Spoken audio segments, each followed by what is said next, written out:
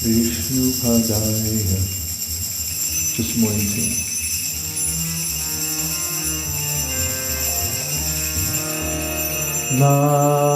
Om Vishnupadaya Krishna Krishnaya Bhutale Srimate Bhakti Vedanta Swami Nityanandine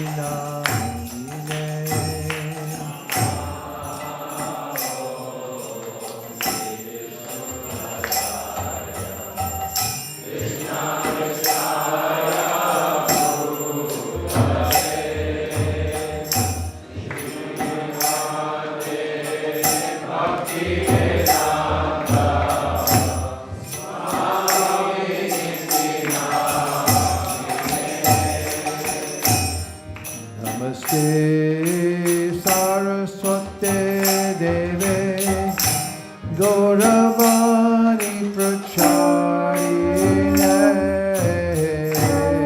Nirvishesha Shunyavadi Paschatya Deshatarine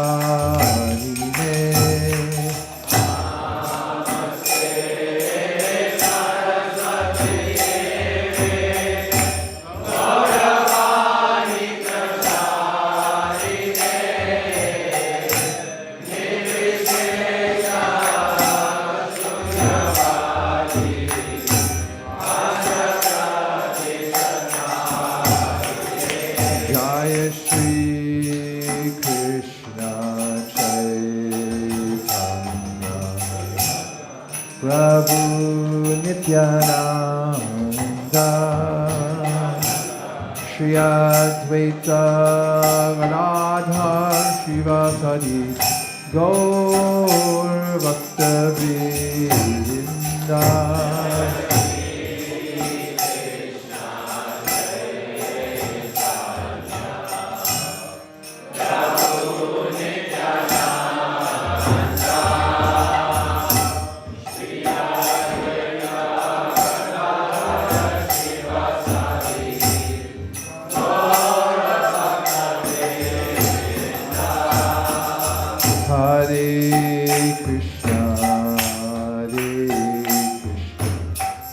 Krishna Krishna Hare Hare Hare Rama Hare Rama Rama Rama Hare Hare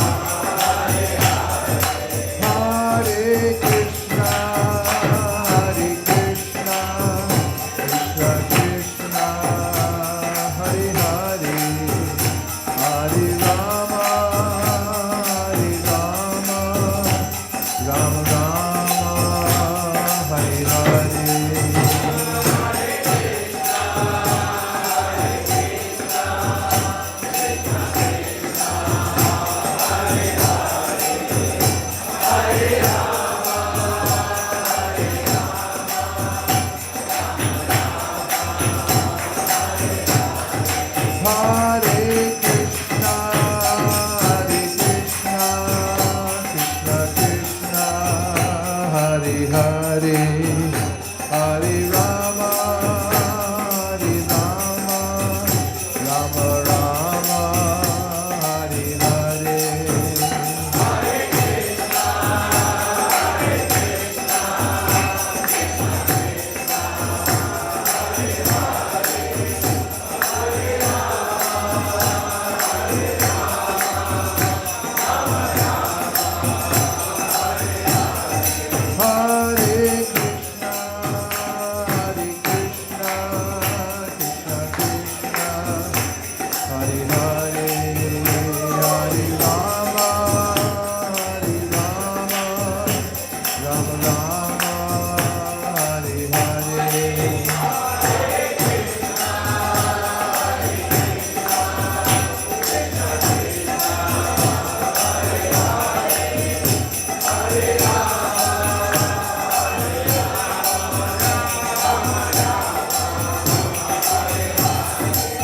Hare Krishna, Krishna Krishna, Hare Hare, Hare Rama, Rama Rama, Hare Hare.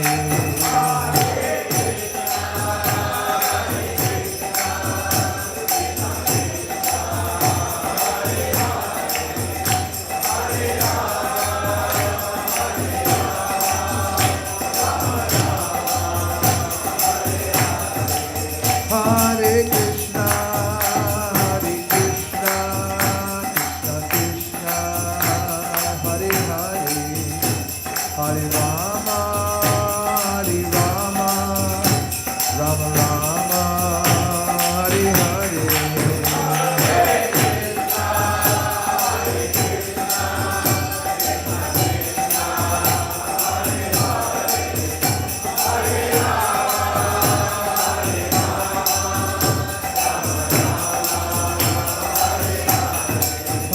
Hare Krishna,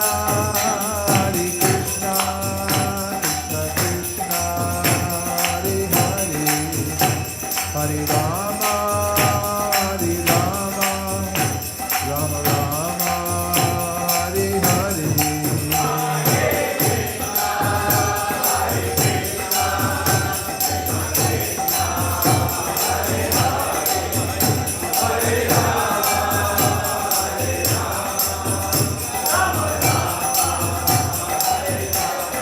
Hare Krishna, Krishna Krishna, Hare Hare, Hare Rama, Rama Rama, Hare Hare. Hare Krishna, Krishna Krishna, Hare Hare, Hare Rama,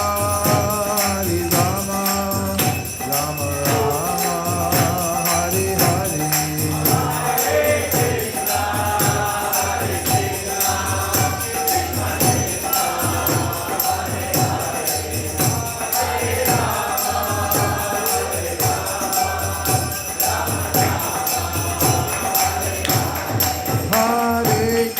Hare Krishna, Krishna Krishna, Hare Hare, Hare Rama, Rama Rama, Hare Hare, Hare Krishna.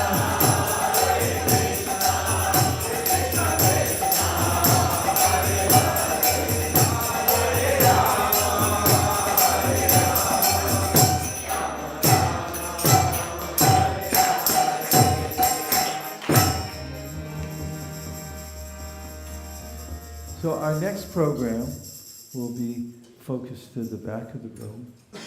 And you'll notice at the back of the room we have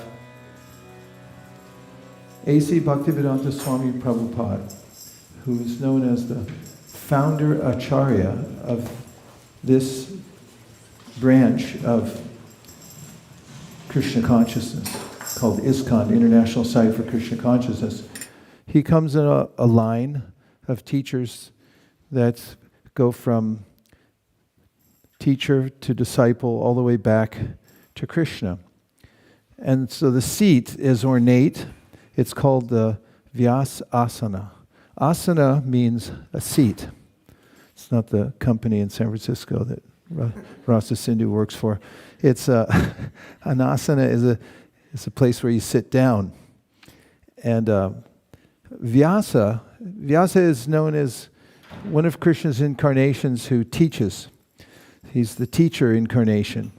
And he organizes the ancient literatures called the Vedas in such a way that they can go out to the whole world and people can read them, understand them, and then conduct their lives in such a way that they reach their full potential spiritually.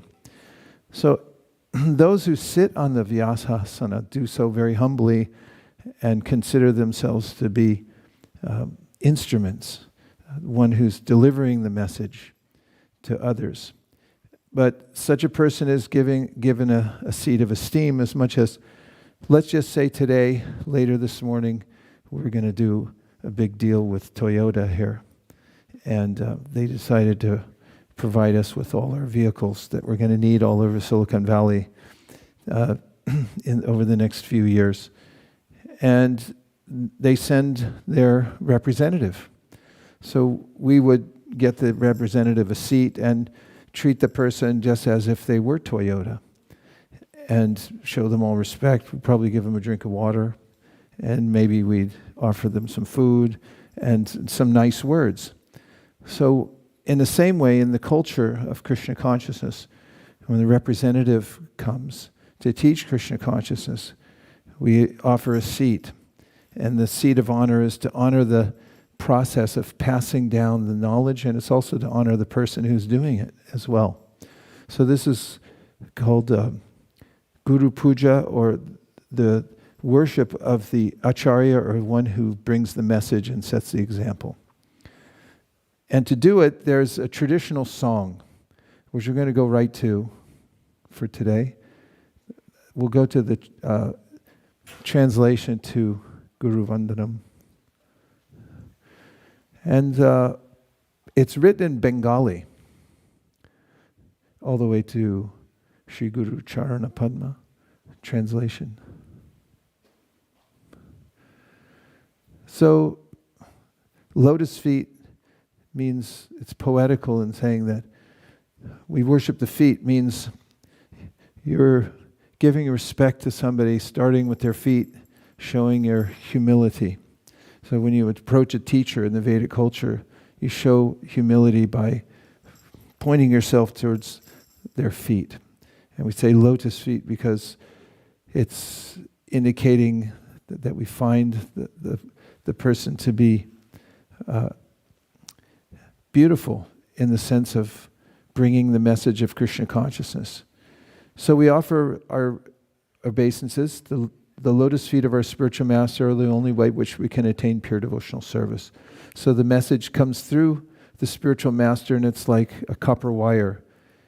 There's many representatives who carry the message, and anywhere you touch it, it comes through. So we have to be connected to that wire.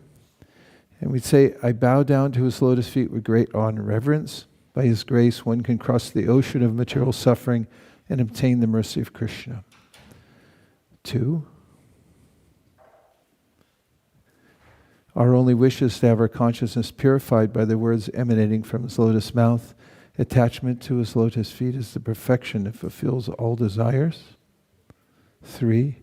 He opens our darkened eyes and fills our hearts with transcendental knowledge.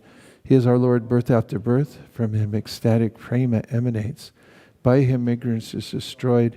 The Vedic scriptures sing of his character. So actually in this translation it says he is our Lord, birth after birth. It should be a small L, because no one considers, anyone who's a representative doesn't consider themselves to be God. They consider themselves to be a representative of God. Next. Our spiritual master is the ocean of mercy, the friend of the poor, the Lord, the sea, small L, and master of the devotees. O Master, be merciful unto us. Give us the shade of your lotus feet. Your fame is spread all over the 3 worlds. And there it is in the Bengali. So we're going to sing that in a call and response.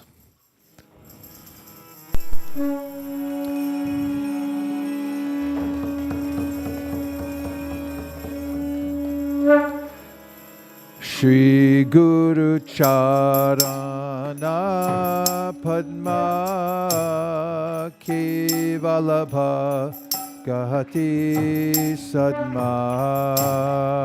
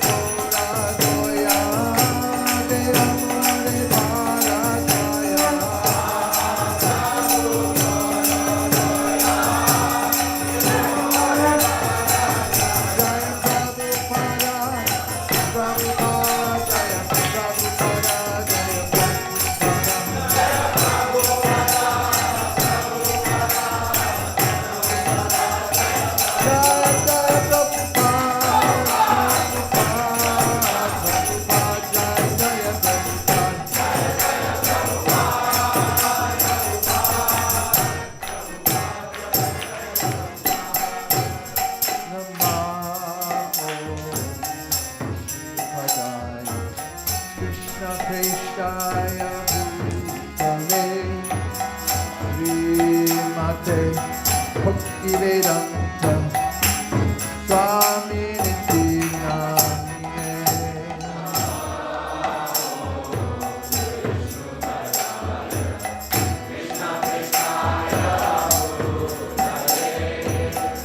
Srimate Bhaktivedanta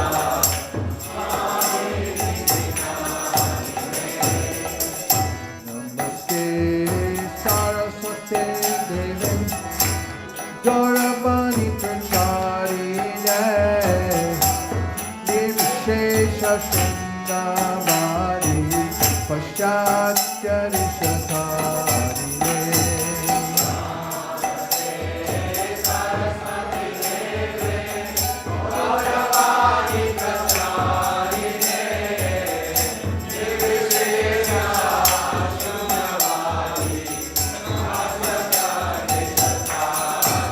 Jaya Shri Krishna Chaitanya Prabhu Nityananda Shri Advaita Gadadhar Srivasadi Gaur Bhakta Vrinda.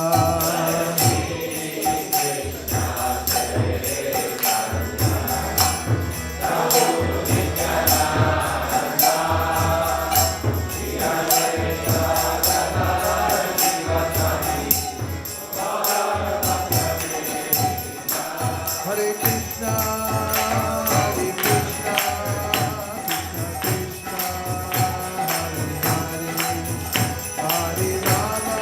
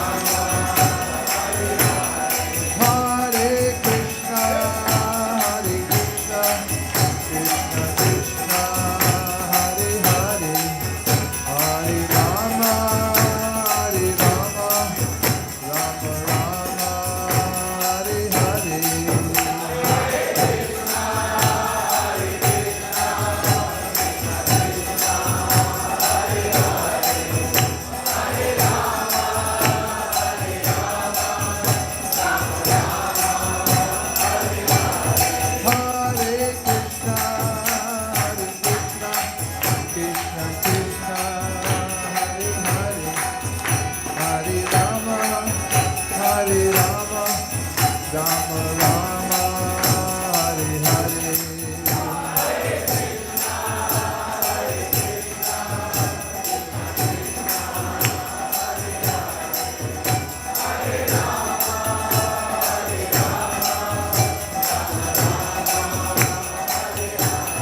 Hare Krishna, Krishna Krishna, Hare Hare, Hare Rama, Rama Rama, Hare Hare.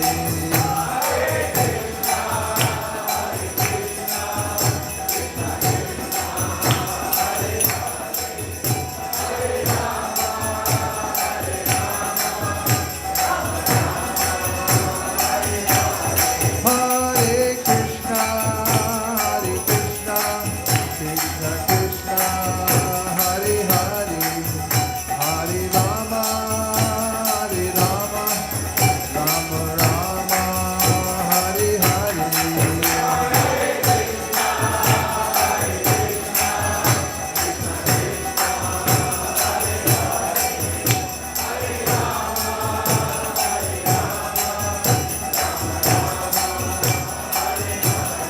Hare Krishna, Krishna Krishna, Hare Hare, Hare Rama, Rama Rama, Hare Hare.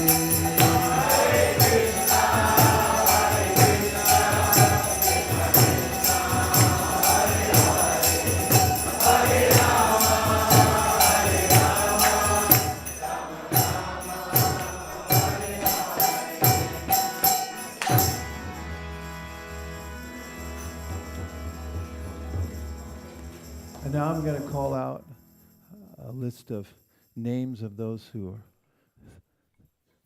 extremely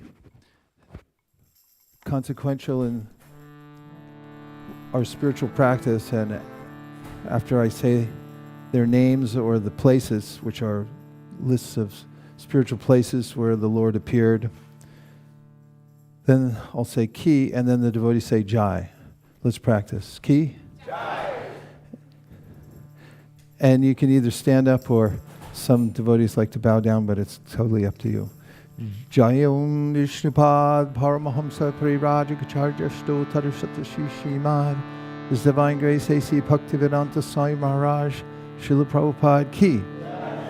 Jayom Vishnupad Paramahamsa Parivrajikacharya Sto Tarasata Shishimad. Srila Bhakti Siddhanta Saraswati Goswami Maharaj Ki. Ananta Koti Vaishnavrinda Ki. Namacharya Srila Haridas Thakur Ki. Prem Zakaho Shri Krishna Chaitanya Prabhu Nityananda Shri Advaita Gadadhara Shivasari Gaura Bhaktivinoda Ki. Sri Sri Radha Krishna Gokopinath Shamakund Radhakund Giri Govardhan Ki. Sri Vrindavan Dham Ki. Sri Mayapur Navadhip Dham Ki. Sri Jagannath Puri Dham Ki. Tulsi Devi Bhakti Devi Ki. Jumuna Devi Ganga Devi Ki. Sambeta Bhaktivinoda Ki. All glories to assembled devotees. Hare Krishna. All glories to assembled devotees. Hare Krishna. All glories to assembled devotees. Hare Krishna.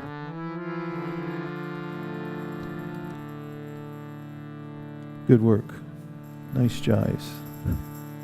Now we're going to have a short class. So we'll move the orientation over this way. We'll put out seats for everybody, and we can all face towards that screen. It'll take 2.5 minutes to set up with help.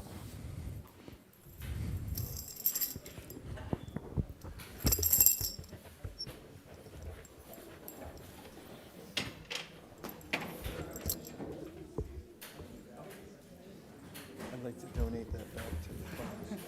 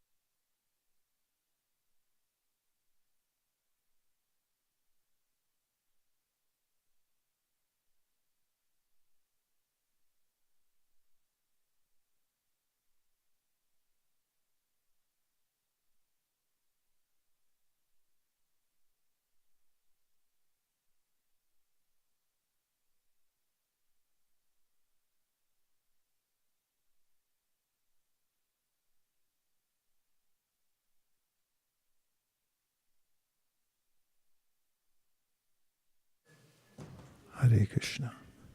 Good morning, everyone. And now I'd like to, because it's a democratic process, see who would like to sing a song from the spiritual world. Let me count up and see who wins. Yeah? There are different gradations even in the spiritual world. And there's a topmost place, which is qualified as topmost because of the intensity of the love that the devotees have there for Krishna. It's a very special kind of devotion that they have. It's very personal. And it's very intimate, and we could say unceremonious, just like when you have a best friend, you may say something to cut your friend down right in front of him or other people, and then you'll both laugh because it's so funny that you said something at his expense or her expense. Do you have a friendship like that anywhere? I have one, and then when we're joking with each other, we can say things, yeah, but you're so whatever, and then we both laugh and laugh. Or if we bump into each other, it's just feels natural. Or if we sit on the same seat and we're sort of hanging over each other, that's natural because there's a sense of deep connection. So in the teachings of bhakti, there's a realm in which the devotees of God, Krishna, are so intimately connected with him that they don't see him as the supreme or God. They just see him as a best friend, or they see him as their son, or they see him as a lover. And that's the place where this song comes from. So the only warning that comes with the song is if you sing it, it may stick in your mind and in your heart. And after all, we're moved by the kind of song that we keep within our heart. Everyone has some song in their heart. And it may distract you a little bit from the material world, because you might be thinking of this song and you might start then thinking of the highest realm in the spiritual world and really get attached to it. So if you don't mind that, then please participate. Otherwise, we have a holding room outside. And you can go there and we'll close the doors so you don't hear it. Okay? Yes. Anybody wants to go, we have a guide will take you out there.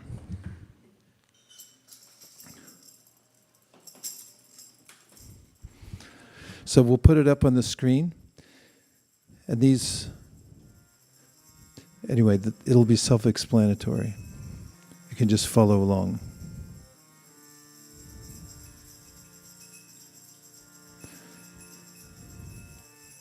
I'm predicting it'll be on the screen within 7 seconds, based on previous experience. 5, 4, 3, 2, 1. Perfect, see? Jaya Radha Madhava Jaya Kunja Bihari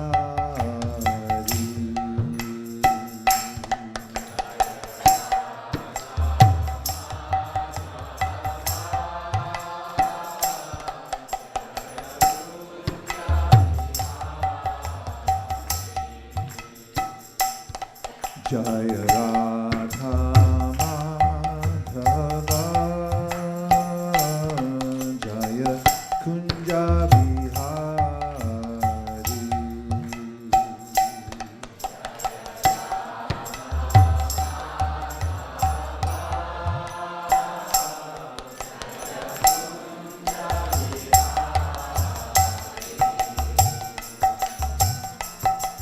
Gopi Janna Vallabha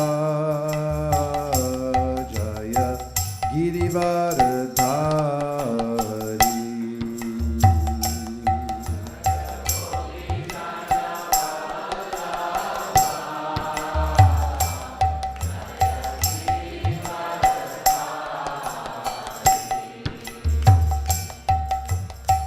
Gopi Janna Vallabha Jaya Girivardhari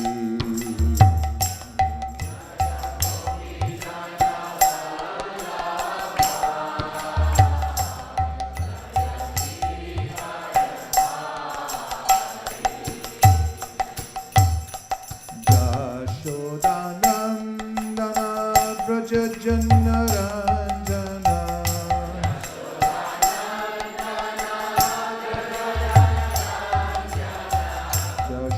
Jashodanandana Vraja Janna Ranjana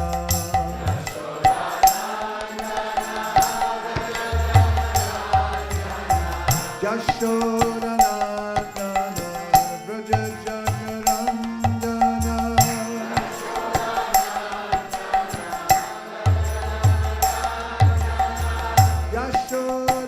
Yashodanandana Vraja Janna Ranjana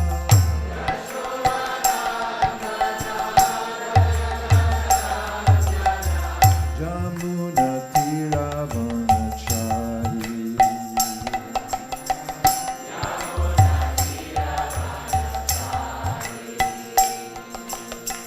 Jamuna Tiravanachari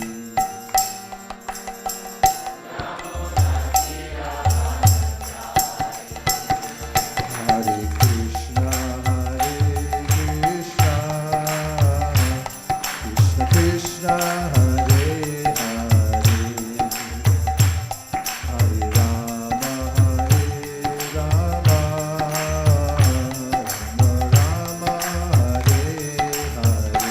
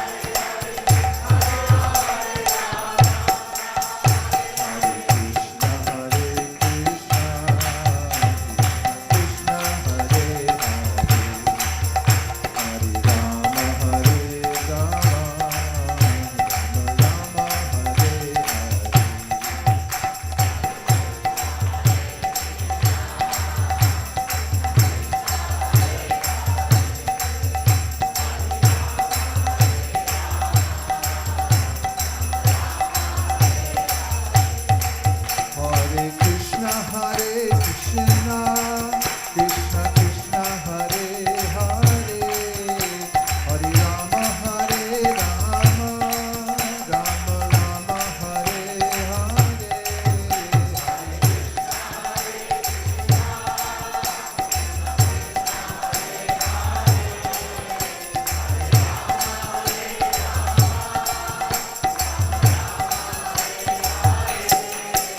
Hare Krishna Hare Krishna, Krishna Krishna Hare Hare, Hare Rama Hare Rama, Rama Rama Hare Hare, Rama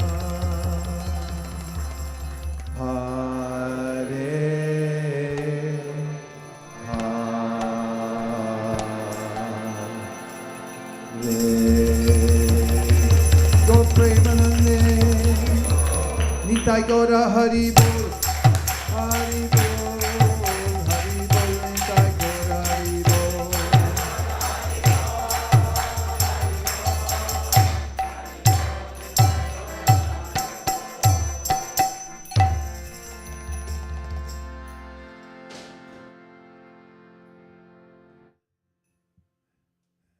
And now we'll gratefully receive the Srimad Bhagavatam.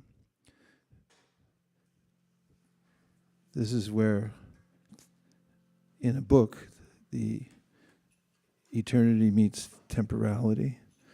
We may think paper and ink, but the sound vibration, of course, writing is speech abstracted, and the sound vibration that comes from the Srimad Bhagavatam is described in the 5th chapter of the Bhagavatam, Tadvag Visargo Janataga Viplavo Yasmin Pratishlokam Abhadyavatyapi. That this vibration that comes from the book, Srimad Bhagavatam, is not from this world, but it's from a different realm, that which is not material. And when one listens to the vibration of the Bhagavatam, discusses it amongst the devotees, then one will be transformed. So the class, the Srimad Bhagavatam class, is something that's done all over the world in this organization. I'm trying to find out exactly when it started. I wrote to Pradyumna Prabhu, and he wasn't sure. And he said, better ask Satsvarup Maharaj, as he was there closer to the beginning. But I got an automatic message back saying it's going to take a while to hear back from him. And I asked a few others also who weren't sure, but I'm looking into it. But there is a point at which, as Satyadev Prabhu was describing while we were in Japan the other day, that there was no Srimad Bhagavatam, nor was there a morning program in ISKCON. Devotees mostly went out to chant in public. And then Prabhupada instituted gradually a system for hearing the Bhagavatam in the morning and also having some special programs like we did this morning. And the Srimad Bhagavatam, of course, is foundational in making advancement in bhakti. And we'll find out more why that is as we describe, as we read from the Bhagavatam and discuss it. Today's verse will be from the 3rd canto, 25th chapter, and it's the 25th verse.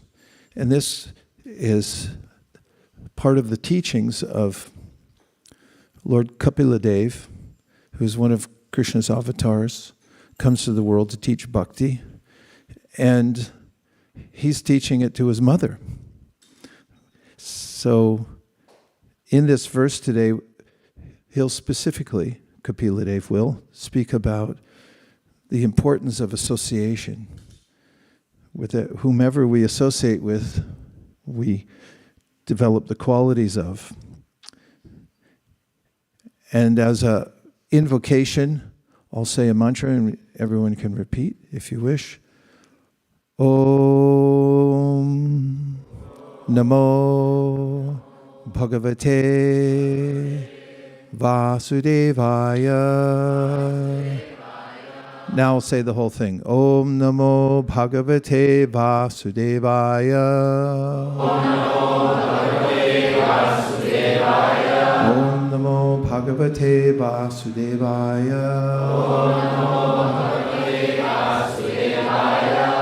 So this is a mantra that we say before we read the Srimad Bhagavatam together, offering respects to the Supreme Personality of Godhead. And the verse today goes like this.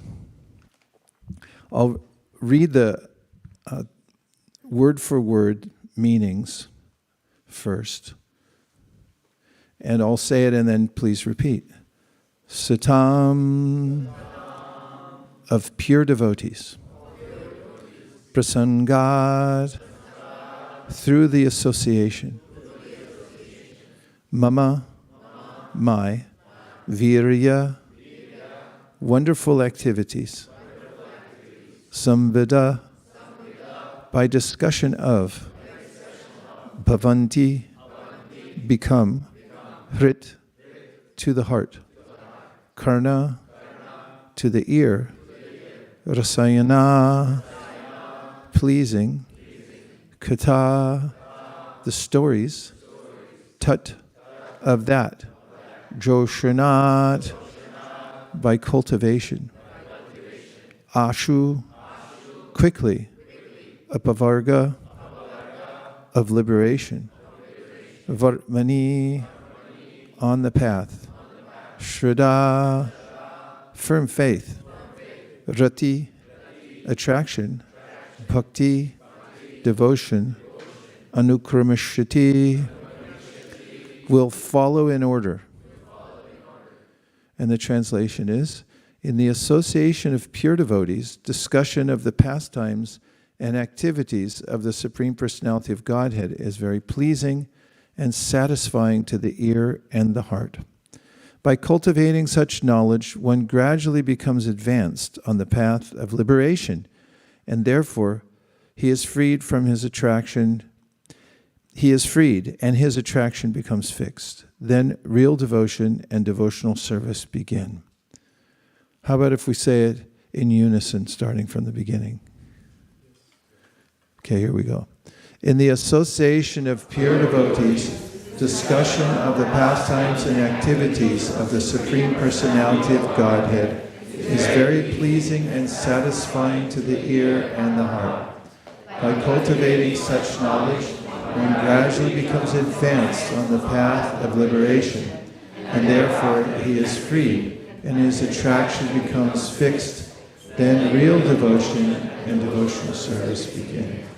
And we'll go back to the Romanized Sanskrit, and I'll say it line by line, and if you like, you can repeat. Satam prasangan mama virya samvido. Bhavanti hritkarna rasayana katha. Taj joshanad ashvapa vargavartmani. Shraddha ratir bhaktir anukramishati. And now we'll have a couple of devotees chant it and we'll follow.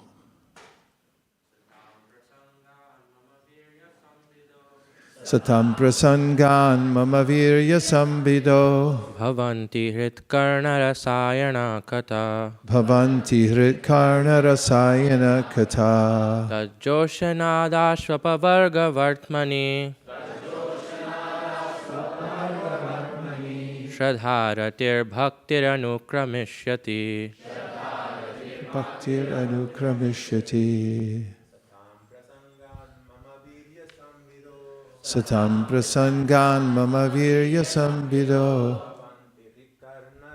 rasayana katha. Bhavanti Ritkarna Rasayana Katha. Tajoshana rashvapavarga vartmani. Joshana Dashvapavarga Vartmani. Shradarati bhakti nanukrameshyati. Shadadatir Bhakti Anukramishyati.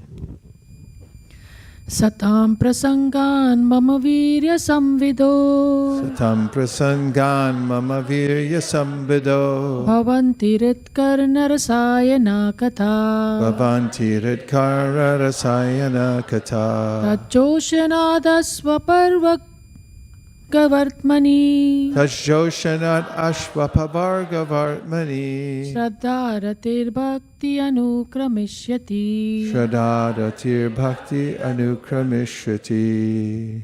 Satam prasangan mama virya samvido Satam Prasangan Mama Virya Sambido. Bhavanti hritkarna rasayana katha Bhavanti Hritkarna Rasayana Katha. Tajoshanadashvapavarga vartmani Tajoshanat Ashvapavarga Vartmani. Shraddharatir bhaktir anukramashyati. Shadadatir Bhakti Anukramishyati. And now I'm going to read the purport, which is written by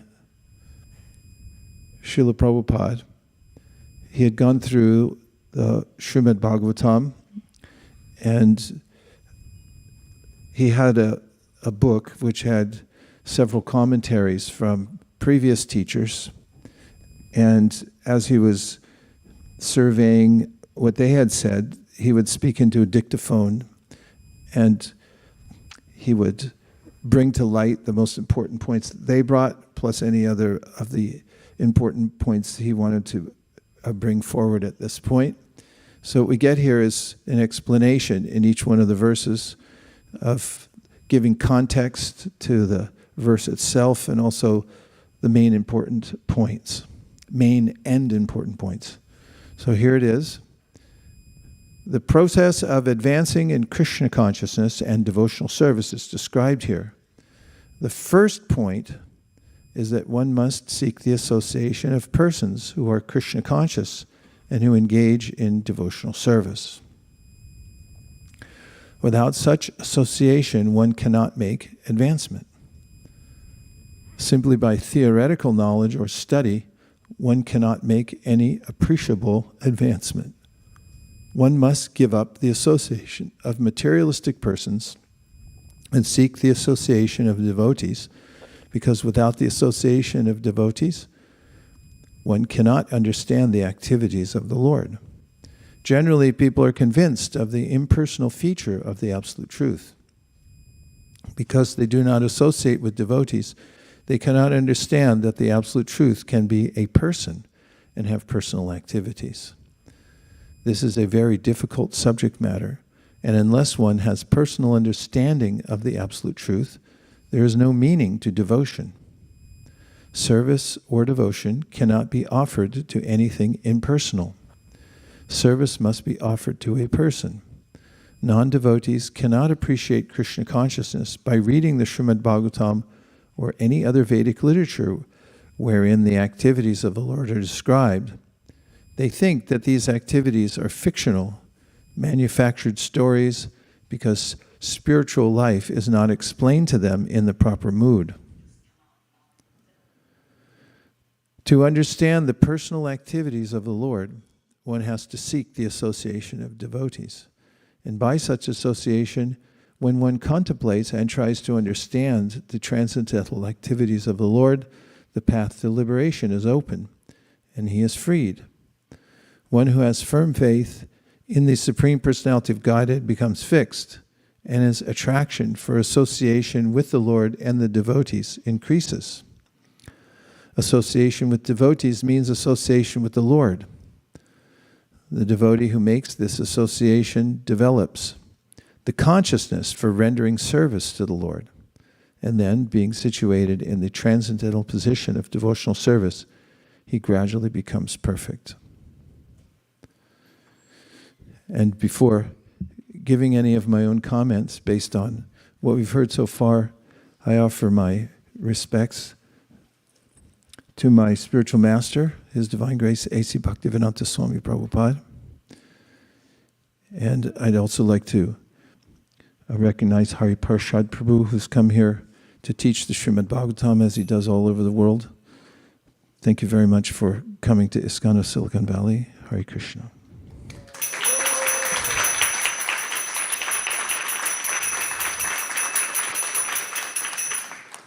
I also like to offer my respects to all of you who have gathered here today, because you are real spiritualists on the highest path of devotion. Therefore, I offer you my deepest respects. Hare Krishna.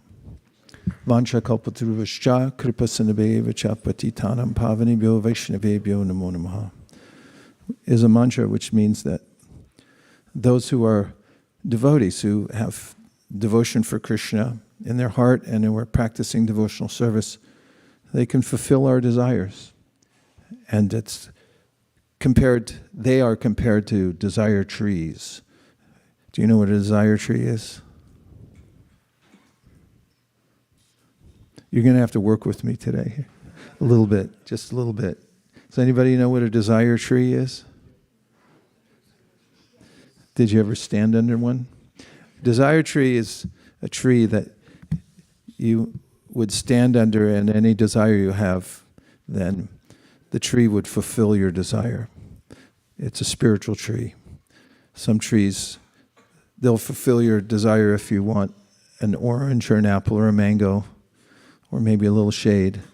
But desire trees are those kinds of trees which are spoken about in the ancient scriptures as a tree that can fulfill any desire whatsoever. The problem isn't so much getting our desires fulfilled, but which desires we have. Oftentimes, when we invite people in a kind of guided meditation to sit under a desire tree, and then I'll ask them, what do you want? I feel a collective shudder go through the room where people realize I have no idea what I want. And this can be a problem because our desires are ultimately what define us, the quality of our desires. And it's natural in the living condition to have desires, aspirations. So in the Srimad Bhagavatam, speaker Shukadeva Goswami says, Akama sarva kamova mokshakama udharati tivrena bhakti yogena yajeta purusham param. That is, when you come into the association of devotees and when you start the process of devotional service, you may have a desire for being liberated from the material world. Because that seems kind of natural for some people, because there's a way in which the material world can be awkward. Tell me if the adjective I use, I'll use a few of them, matches how you feel about it. Awkward, or it can be, that's almost euphemistic. It can be difficult. Am I getting closer? It can be, what's another one you'd like to use? Embarrassing. Chaitanya Mahaprabhu mentions embarrassing. Strange. Miserable. Sticky. There's a lot of ways in which we might feel inconvenienced by the being in a material body and being in the material world. And there is a way in which some people then feel that, get me out of here. Just free me from this. And others may have some ambition for organizing their lives in such a way so they can get the best out of the material world. There are various ideas people have for how to do that. And then there may be people who are done with all that, and they have a sense of devotion to the Lord. So various kinds of people have various kinds of desires. I just mentioned a few categories, but there are combinations and permutations of and qualities of desires that people have. But when one comes into the association of devotees and hears the Srimad Bhagavatam, there's a way that one's desire gradually becomes transformed and refined.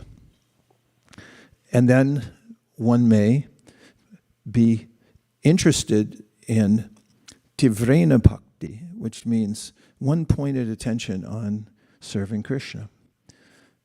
And when we have that, when we're able to develop that kind of desire, we actually become happy. We become happy, and there is a way in which all our desires are automatically fulfilled. Throughout the Bhagavad Gita, Krishna mentions that those whose main focus in life is serving Him, thinking of Him, want for nothing. Because in general, Krishna's taking care of everyone. And in specific, Krishna takes care of His devotees and fulfills their desires in such a way that they can make spiritual advancement. So in this verse, we see that one can refine one's desire, especially, and develop this sense of focused desire on Krishna by having the association of persons who are Krishna conscious. And Prabhupada makes a strong statement here that without that kind of association, then one can't make such advancement. Throughout the Vedic scriptures, there are statements about how if one has such association, it opens the door for further advancement. Mahat sevam dwaram ahurva muktes tamo dwaram yoshitam sangi sangam. There's a way in which Rishabhadeva in the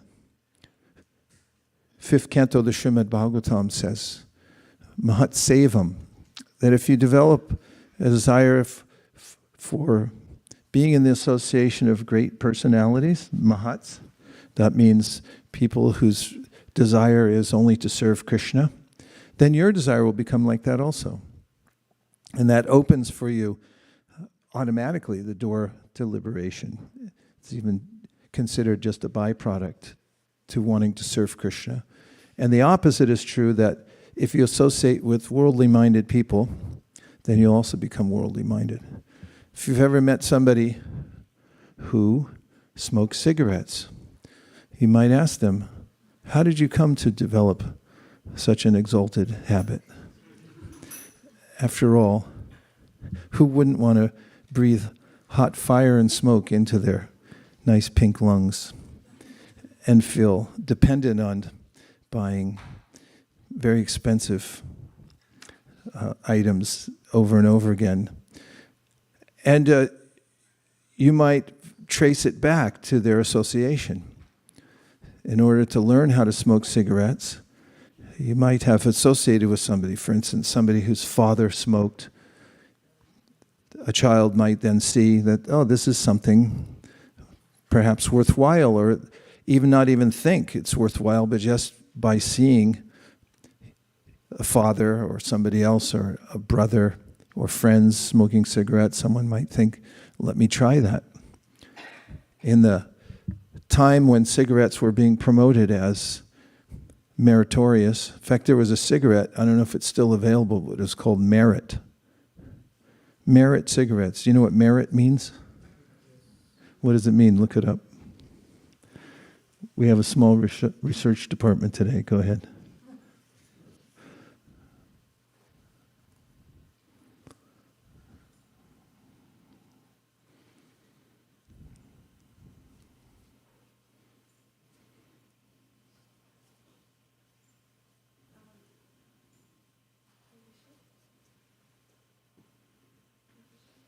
Yellow, please. Sure. There you go. Krishna? Okay. Merit is a noun, and it means the quality of being particularly good or worthy, especially so as to deserve praise or reward. So there's a cigarette called Merit.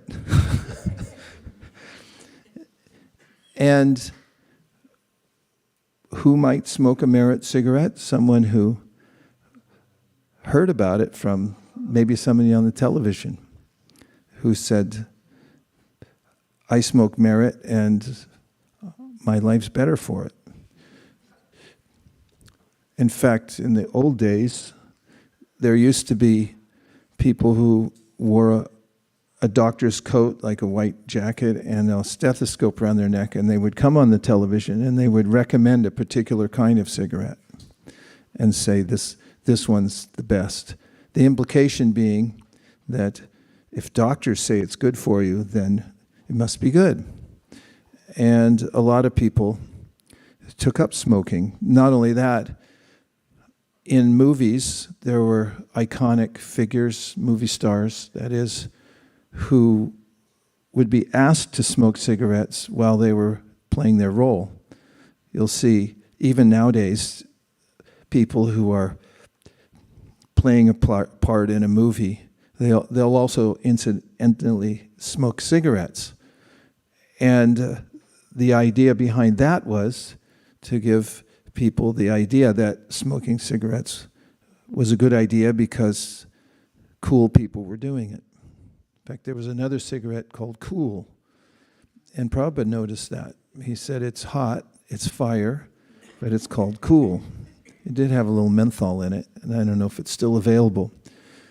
My point is that there are myriad ways in which I can take up various practices in this world, including smoking, based on association.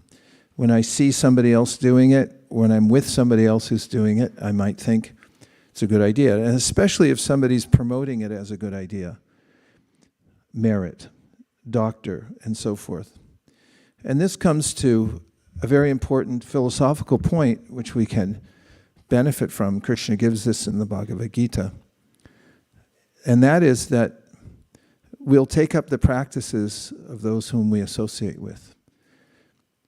And our nature is formed by the association that we take. Purusha prakritisto hi bhunte prakriti jan gunan karanam gunasangosya sarasad yoni janmasu. Krishna says in a very general way that karanam, the cause of whatever situation we're in right now. Is anybody here in a situation right now? Say yes. Everyone's in some situation. It comes from a Sanskrit word, sta, which means to be situated somewhere. And it means that you're somewhere and you have circumstances in your life. So we all have that. So did you ever wonder how you got there or how you got in the situation you're in now? Well, now you don't have to wonder anymore. You've got it from association, sangha. Krishna says that every being has what he or she has right now because of previous association. And there's a big difference between association with those who are affected by the three modes of material nature. What are the three modes of material nature? They're the qualities of the material world. And each one of them has an effect on us in a particular way. Tamas, which is the lowest mode, is darkness. And it's marked by inertia or inactivity or the inability to do anything besides be dark and sleep. And then there's rajas, which is marked by activity, often frenetic activity, in which we would like to attain the next best thing, and there is always a next best thing. And I'm continually chasing after how to make things better. And then there's goodness or sattva. And in sattva, there's some clarity, lucidity, a sense in which I can see the difference, sattvam yad brahmadarshanam, between my body and my spiritual being.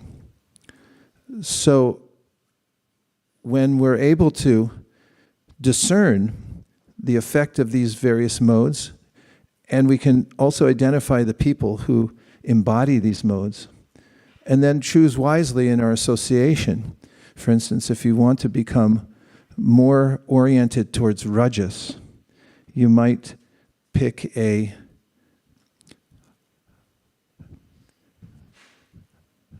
institution. I don't want to offend any institution, in which people are oriented towards material progress. And if you associate with them, you'll become good at it. If you want to develop darkness and bad habits that drag you down, Prabhupada often would give the example of somebody who becomes an alcoholic. And he said, how would you become an alcoholic? And if you would walk through a park and find a couple of people who are good at it already, meaning how to drink alcohol, and then you would go and sit with them on the bench and say, it's like, how do you do this? And they say, well, you just drink this, and then after a while, you fall down, fall asleep, and you get back up, and then you beg some more money, and then you would go buy some more. And this is what we do. And then you'd say, can I try some? And then next thing you know, you could be in the same modality. And by the same token, and as is recommended by the Srimad Bhagavatam, Partivad Dharano Dumas Tasmat Agnis Trayimayaha Tamasasturajas Tasmat Sattvam Yad Brahmadarshanam. The gradation of modes should be studied. We should understand which is the most beneficial. And the Srimad Bhagavatam says that the mode of darkness, or tamas, is like raw wood. And then rajas is like smoke, because smoke disturbs, but it barely ever serves, unless you're a beekeeper.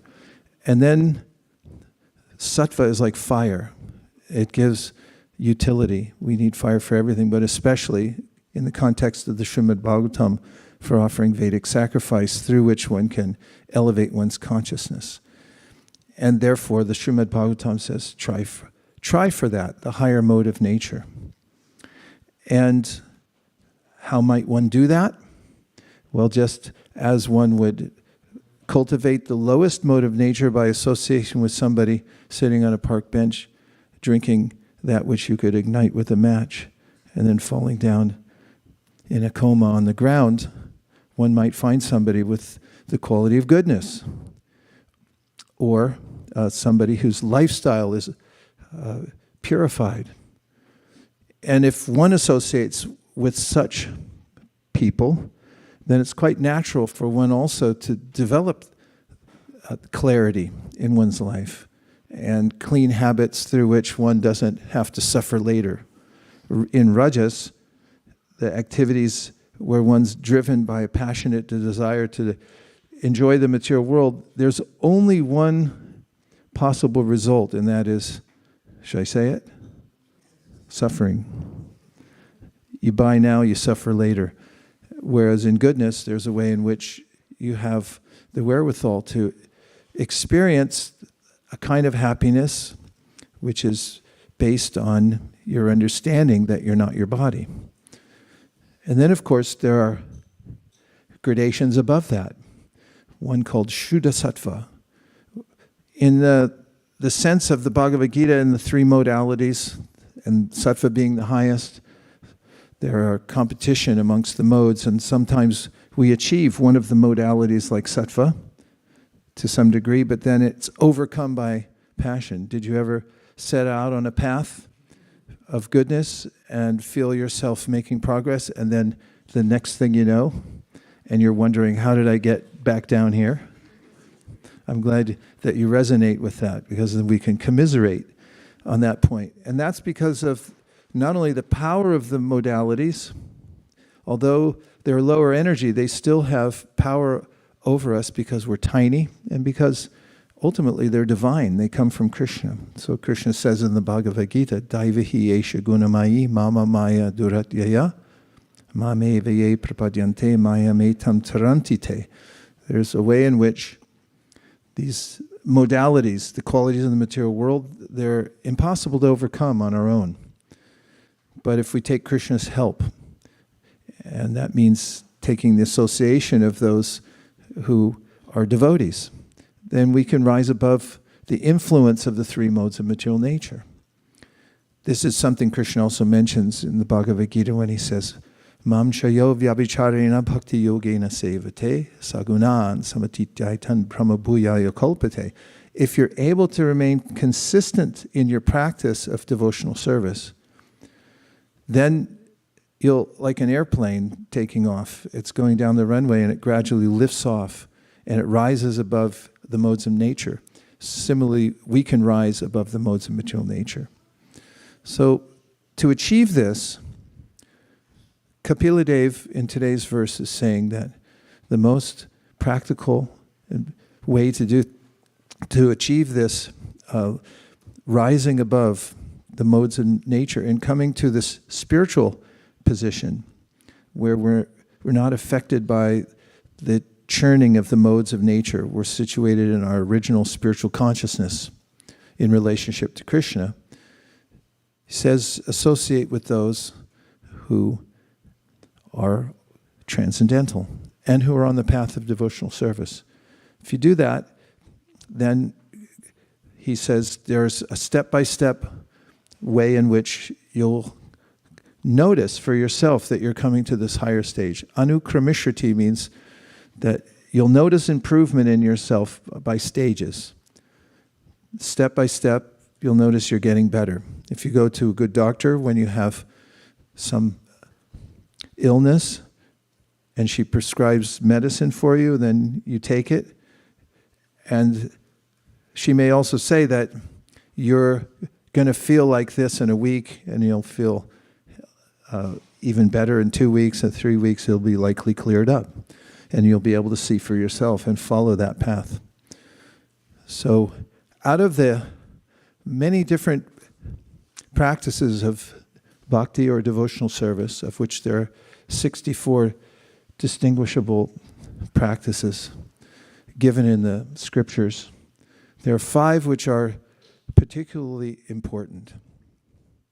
And out of those 5, which are to chant Hare Krishna, to worship the deities, I talked about that earlier today, to live in a holy place, the atmosphere is palpable and one receives, can feel a sense of the spiritual world when one's in a holy place. Then there's hearing Srimad Bhagavatam, which we're doing today. And number 5, and it's not in a hierarchical order, but number 5 is to associate with devotees. And so, if you don't do anything else but that, and of course, these 5 are highly recommended for those who are short of time, or for anybody else, because Chaitanya Mahaprabhu, in teaching about devotional service, said that there are 64 items, but out of them, these 5 are so powerful that even if you don't have faith in them, and even if you only have a little contact with them, then you'll make progress in devotional service. So, one of them is sadhu sangha, which means association with those who are serious about practicing bhakti. So that means that you should figure out where those devotees are and then show up. Either that, or you can do it another way, which is find out where they are and invite them to your home. I did that, my wife and I did that for many years in our home in Burlingame. This temple wasn't here at the time. We were slightly isolated, so we figured we'd invite the sadhus to come to our house. So every week we'd have a program at our house, and we'd invite devotees to come over. And because of that, we were able to somehow or other keep going in our devotional practice. Not the least of which was because when you invite devotees to your house, you have to clean your house. In fact, it's a sociological fact that when you invite somebody to your house, you generally clean it up before they get there. Even if it's a temporary fix, like throwing everything in a closet, putting away certain reading materials so that you look smarter than maybe you are. Put that book out, not that book. And in relationship with sadhus. When a sadhu is coming, one thinks twice, 3 times, 4 times, how do we look? How does our house look? If you have an altar and think, are the flowers fresh? Do the deities look bright? And then we think, what's the environment like here? Maybe we shouldn't have that in the house anyway. Prabhupada gave an example once that if you have a glass of ink, one of the ways to get rid of the ink is to pour in another substance, like milk. He gave the example. If you keep pouring the milk, then gradually all the ink will go out and it'll just have milk. So inviting those who you know are high-minded devotees to come into your house or any other environment you're in, or trying to be there where the devotees are, this is a smart idea. It's based on the science of association. That, again, reiterating, whomever we associate, we become like. And if we just show up and we're there with the devotees, and keeping our ears open, listen. Because as mentioned in this verse, there's a way in which there's a sound that comes from the devotees that they speak in a certain way. And by hearing what they say, and especially those, it's another part of the science of association, that whatever's in a person's heart comes out in their speech. And there's a quality that comes out from the heart. It's very subtle, this science of association, because if somebody has a good intention and they speak, even if they're not fully articulate, the power of their speech will affect us in a positive way, will also be elevated. By the same token, or I should say on the other side of the token, if somebody has a misconception, even if they're articulating well, there's a way in which we might be adversely affected by what they say. Because sound carries consciousness, our speech carries consciousness. And it's very particular. Kapila Deva is particular here. He's saying that those who are pure devotees and they have their intention is pure in their heart, when they speak and we listen, then we'll naturally be elevated. That sounds like a really good deal to me. What does it sound like to you? Yeah, just show up and be attentive and listen. And vet your association before you take it. This is also helpful, if not vital. And Kapila Deva here is saying that it will be pleasing. The sound vibration will be pleasing. If it's not at first pleasing, then after some time it will become pleasing. When I first came to the Association of Devotees, it was in San Francisco in 1973. And I had a very strong attachment, well, I had some attachment, I can say, to the Bhagavad Gita. I had received it from a friend, just a simple copy with translations, and had read it many, many times because it answered all my questions. And then I got Srila Prabhupada's Bhagavad Gita, and also a Sri Upanishad, and another book, a small book called On the Way to Krishna. I was acquainted with these books and appreciated them very much. And when I came to the temple, which was on Valencia Street in San Francisco in the Mission area, you know where that is, huh? So then I came into the morning program, because I moved into the temple, and there was a daily Srimad Bhagavatam class. And I had also looked at the Bhagavatam when I got into the temple, and it seemed like a lot of stories that were not, I couldn't figure out how they were relevant to the Bhagavad Gita and to spiritual advancement in general. I'll just back up and say that when I first saw the altar in the temple, I also didn't have a sense for Krishna being a person. I was more oriented towards an impersonal appreciation of God, maybe even pantheistically, in the sense that I saw God everywhere. I didn't see God everywhere necessarily, but I had a sense that He was everywhere, and I would chant a mantra that I got from a book. And then when I saw the altar, I wasn't really eager to see the forms of Krishna, but I more could identify with the flowers. And I really did look at the flowers, and then I'd chant the mantra and think, yeah, I can appreciate God there. And I remember how palpable it was being in the Srimad Bhagavatam class. Our temple, which opened around 1970, was a very ornate building because it used to be a funeral parlor. And it had white walls and floors, and it looked really beautiful when the devotees were inside rather than the previous residents. And there was a skylight in the temple, and the light would come through in the morning time when we were having Srimad Bhagavatam class. And we used a lot of carnation flowers at that time. You could smell the carnations, and you could also see them strewn on the floor because flower petals tend to get everywhere in Hare Krishna temples because there's so many of them. And then there was the Bhagavatam class. And we were reading about Krishna's entry into Dwarka in the first canto of the Srimad Bhagavatam.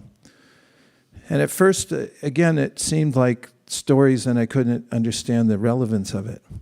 But as I sat with the devotees every day, little by little, it started to sound very interesting to me. And part of it was the way in which the devotees were attentive. And I could see by their demeanor and by their posture that they were leaning in and listening very intently. So just by being with them, I thought, well, maybe I'll be attentive and also lean in, even though I don't quite understand what's happening.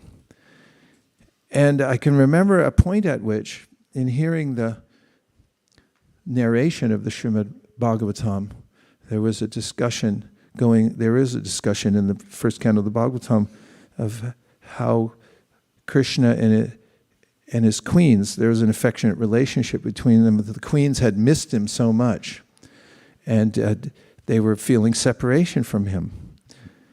And it occurred to me during one of the classes, I even remember who was giving class. It was our temple president at the time, Bhutatma Prabhu, who's now, he passed recently, a couple of years ago.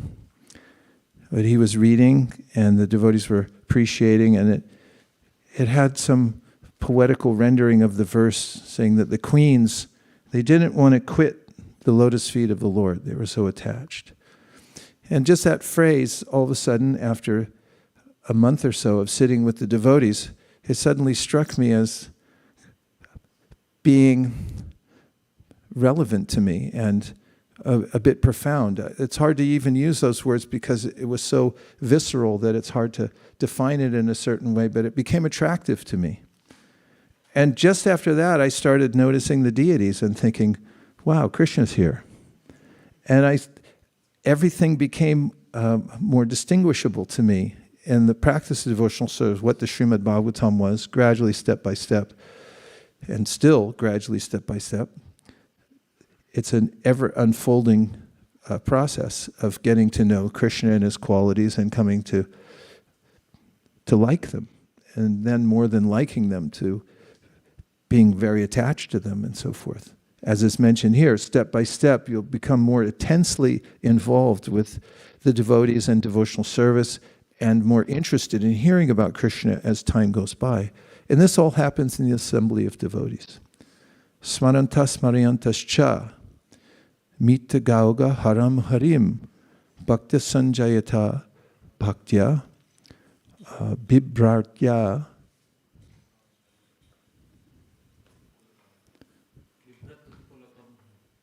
Pulkham Tanum. The body becomes stimulated by, gradually, we talked about that this morning, just by hearing the topic, and by being with those who have bhakti, then one gets bhakti. What to speak of, there's a way in which, by the power of the association of devotees and hearing Srimad Bhagavatam, the obstacles to bhakti, which are an accumulation of bad habits, impressions, dictates from the mind to do the wrong thing, they're all stored within the heart.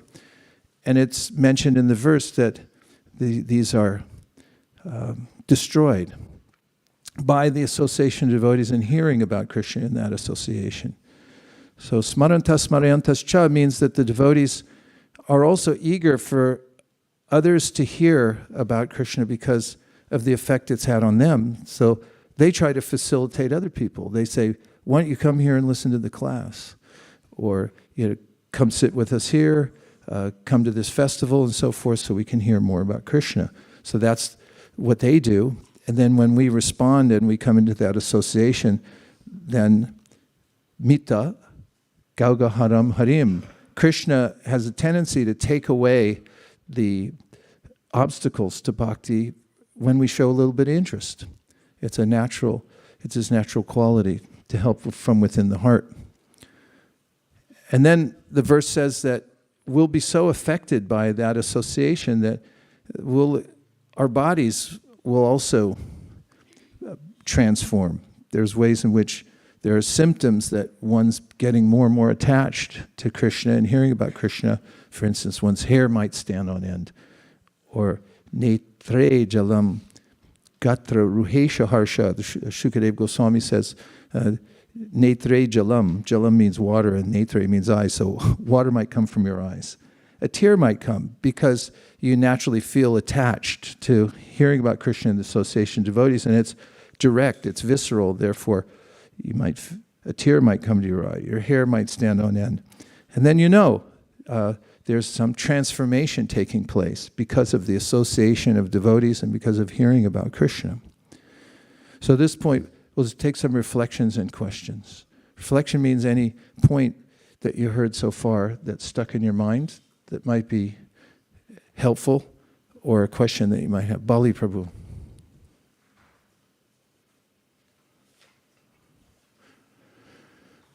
Please give Bali a mic.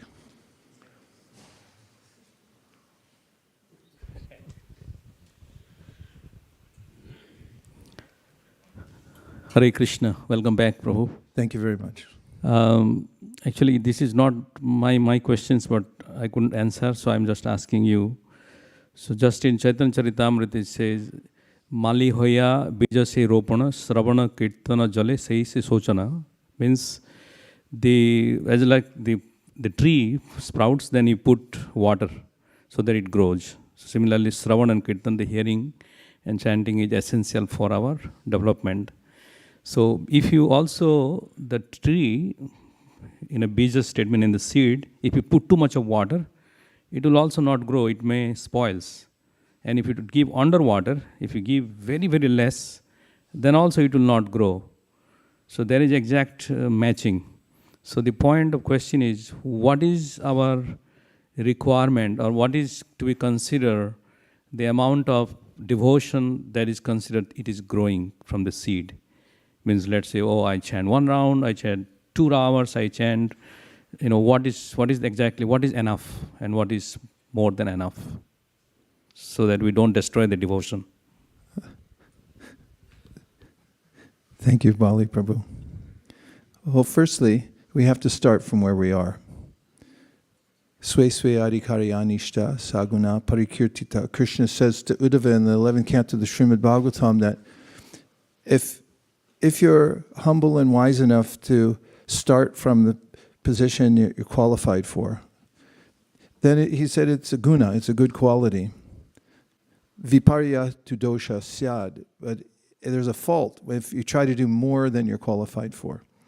Bhaktivinoda Thakur in that context gives an example in one of his writings that when you're climbing a ladder, if you try to run up the ladder, you may fall off.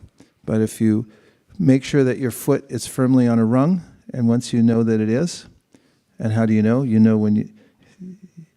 How do you know you're alive? You discern that I'm steady here, and then you take the next step. He says if you run up too fast, you might fall. If you go too slowly and are hesitant, he says, then your advancement may be distant. It may take a long, long time to advance in devotional service. Someone has to discern how much can I do? For that, guidance is often helpful, just as in any discipline. If you have somebody who can observe what your situation is, some expert, and say, I think you're qualified for a little bit more. I've seen this in many disciplines I'm involved in. Someone there is there pushing a little bit more, because I might say, well, I can't do this anyway. It's like, no, you can do it. Just a little practice, keep doing, and then what I didn't know on Monday, I do know on Thursday, and I feel like, oh, I'm glad that person pushed me a little bit. So that's helpful. It's also illegal to claim that one's permanently unqualified. As Prabhupada quotes from the Vedanta Sutra in one of his purports in the Bhagavad Gita, Vyasadeva says that the Shastras are speaking to us and they're saying, rise, you can rise. And therefore, because the Shastras are true and they're speaking to us, it must be that we can rise. Otherwise, they wouldn't make any sense if I say like, yeah, I can't. No, you can. You have to apply yourself, but where? To the level that you're qualified for. And what is the qualification? It's one's shraddha, or one's context, understanding, and faith. Faith is described as having an understanding of one's constitutional position in relationship to Krishna, and Krishna being unlimitedly merciful and also capable of helping us, and us needing help. As mentioned in the Chaitanya Charitamrita, Shraddha Shabde Vishwas Kahi Suridanishchay Krishna Bhakti Koila Sarva Karma Krita Hoy. Shraddha, Shrad means the heart, and Da is an active verb. It means where you place something, where you're putting your heart. There's a sense of, I know that by performing devotional service, everything else will be achieved. I have that growing sense from hearing in the association of devotees. Then one can try according to one's level of shraddha. About being being overwhelmed by the practice of bhakti, or as you put it, drowned by doing too much. There is some sense of that in the verse, Vikriti tam vrajavatur biraham cha vishnu shradhanvitona shanu yada tavarna yadya. Shukadeva Goswami, in the context of the Rasa dance, which is a very esoteric chapter in the Srimad Bhagavatam, in which Krishna is dancing with his lovers in the forest, there is a way in which, if somebody doesn't have the proper context for that, if it's not been oriented towards who Krishna is, he's not an ordinary person. He's not a conditioned person from the material world, but he's ever liberated, and therefore his activities are not comparable to ours in the material world. If one doesn't have that context and understanding, then by hearing such pastimes, one might misunderstand. So it's more about and again, it's important in the association of devotees to have that context. As Haridas Thakur says, that even when we chant Hare Krishna, it's important to also simultaneously be receiving instruction about one's relationship with Krishna and one's non-relationship with the material world. Those two things go together, the chanting and the understanding, the context of who we are. If we have that, then we can add more and more water. And we'll be inclined to also, because it's according to our adhikari, the more qualification we have, the more we'll feel like doing it naturally, hearing and chanting. But I also think that the metaphor can fail. Metaphors are not always perfect. And that, there is a sense also given in the Chaitanya Charitamrita that the members of the Panchatattva, headed by Lord Chaitanya Mahaprabhu, when they spread the Sankirtan movement, they wanted to drown the seed of material desire. There was such a flood that they gave of bhakti everywhere that even people who were trying to hang on to it, like in a flood, is like, where'd all my stuff go? It just gets washed away. So similarly, people who were determined to stay in the material world, their seed, the seed that had been planted, that I want to stay here, I want to be successful in the material world, that got washed away. It got drowned. So that's more likely than if you chant too much. If you're going to err on one side or the other of not chanting or chanting too much, it's okay to chant too much, based on Tyakva sudharmam charanam bhujam harer bhajana pakvota patet tato yadi yatra kwa babajrama buddha mushikim kovarta apto bhajatam sudharmata. Narada Muni says, okay, so what, you were a pakva, you weren't ready for it yet, but you did it anyway. We've seen that many times in the Krishna conscious movement. Especially when we had an ashram system and people just move in. And we've seen people try their hardest, ishokenmeni, as they say in Japan. They just go forward with great alacrity, and then next thing you know, they're gone. Narada said, no loss. At least they tried for it. You jumped for the ring, you missed it, so you get, in devotional service, it doesn't mean you get a 0. It means you get credit for having jumped for it, even though you didn't have the strength to grab it at that time. He says, forward progress is, and your intention to do it counts. So I have a difference with the idea that you could drown your devotional service by too much chanting. Although it's good to start where you can. Kanka Devi.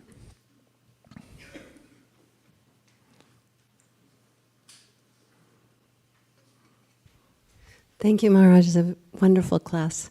When you were talking about going to the temple, I was thinking of the story when Srila Prabhupada was being dragged by his friend to go see his Guru Maharaj. He said, no, we have so many swamis that come to our house. I don't need to go see another swami. But his friends kept encouraging him and saying, yes, you have to come, you have to come.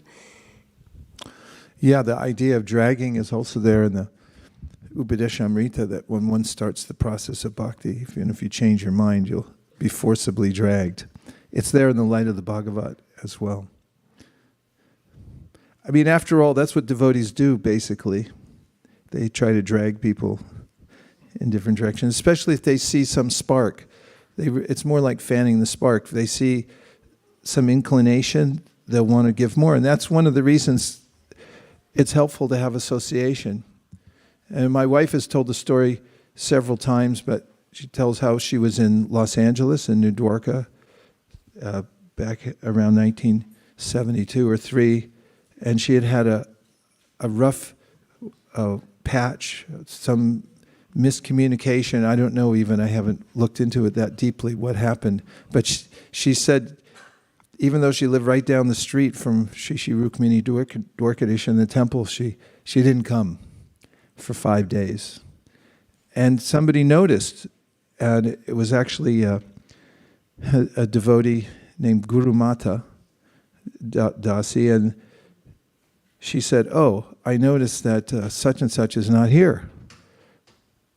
And without inquiring, because there was no texting back then, hate to shock anybody, but she got a plate of Mahaprasadam, that's sacred food offered to Krishna, which is coming up soon. And she just brought it to the door and knocked on the door and said, here, I brought you this. Didn't say much more than that, but my wife credits her for turning her life around suddenly. And said she realized that, like, somebody cared, and there was no more darkness, and she came back into the association of devotees. Of course, it was only 5 days, but that was a big thing back then. 5 days, you live on the block and you don't show up. It's like, what happened? So this is one of the benefits of association with devotees. Krishna can be a little bit, where he is neutral. He says in the Bhagavad Gita, Samoham sarvabhuteshu name dvesho stinapriya. I'm cool with whatever you do. Like, you want to enjoy the material world? We'll arrange 8,400,000 species for you. You can choose from those over the next several trillion years and try it out. See what you like, and then when you're ready to come back, you come back. But devotees are a little different. They're like, yeah, he's ready. Devotees are actually supposed to be patrolling and looking out and seeing, like, is that person interested? Like in Japan, it just came back from Japan. It's culturally impolite to look at people. And you're not supposed to look at somebody. And people, generally, they don't look. Sometimes I'll catch them, especially if you're, a big white person there, and on the train, I was like, ah, I saw you looking. But when we go outside, and for instance, just the other day, we were down the street from the temple at a train station, and we held a public harinam. That means we were chanting out loud, and then there were a few devotees that were walking around with some literature. And the way it's done there, as we chant, and then the people, when they walk down the street, if they look or they stop, if they stop, they slow down, you know that's like putting up a big sign saying, I'm interested. What to speak if they look at you, then immediately the devotees run over. It's permission to go and talk to them. Otherwise, it's like this. In fact, they do this a lot. Just, nope, closed, not open. So devotees are always looking for a spark. And if they see it in anybody, even in an animal, they'll, give them a little peanut butter cookie or something. Shivananda Sain, a dog came up to the Harinam party as they were on their way traveling to Jagannath Puri. Said, he's in. He's one of our people. Take care of him. Feed him every day. He needs at least a pound of rice, cooked. And he took care of the dog until he was able to meet Sri Chaitanya Mahaprabhu. That's another benefit of devotee association. If you get too far away, then you can lose that benefit of those close to you pulling you in. And no, come on, try again. Keep doing. Okay, there was just a couple more. Yes.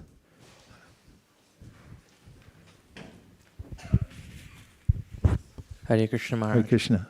So my question is about stagnation. And so I think in Krishna consciousness, I think one of the main things to help avoid stagnation is Sangha, like devotee Sangha. And but also on the flip side, sometimes I've noticed that sometimes I feel maybe I get too comfortable within the Sangha. And there's a sense that even if you receive some small amount of appreciation or validation, then we use that as an excuse to maybe not advance.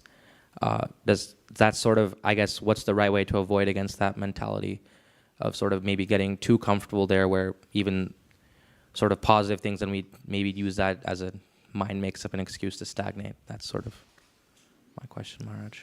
Well, thank you for such an important question. And there's a way in which in any discipline, when you practice it for a while, it can become rote.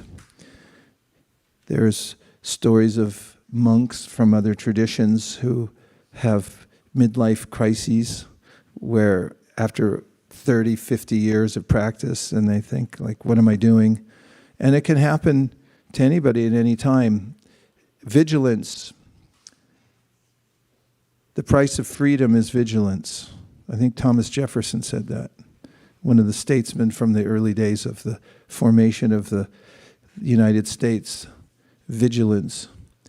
It's to always be watching and make sure that we don't go into the practice by rote. And my father told me when he was in college, he was part of a repertory theater. And repertory theaters, anybody familiar? They do the same play over and over again. That's why the word repertory. And because they learn a play and they'll do it for a year, sometimes longer, because people want to come see it. And if you're doing the same play over and over again, then there's a way in which you might take a little bit off your performance. Because I've done that before. It just becomes a repetition of the same thing you said without much thought behind it. So the producer of the play, the director, would deliberately tell various actors to come out onto stage from the wrong side, because there's direct stage direction. Enter stage left, exit stage right. He would say, no, come enter stage right, exit stage left. And he would also cue them to say the wrong lines at certain point. And why did he do that? Because he didn't want anybody falling asleep and just taking it for granted. And therefore, they were always on guard because they were thinking, wait a minute, is that the right line? Did they come from the right place? And they'd have to adapt to it. So it's important in our practice to avoid stagnation, which means?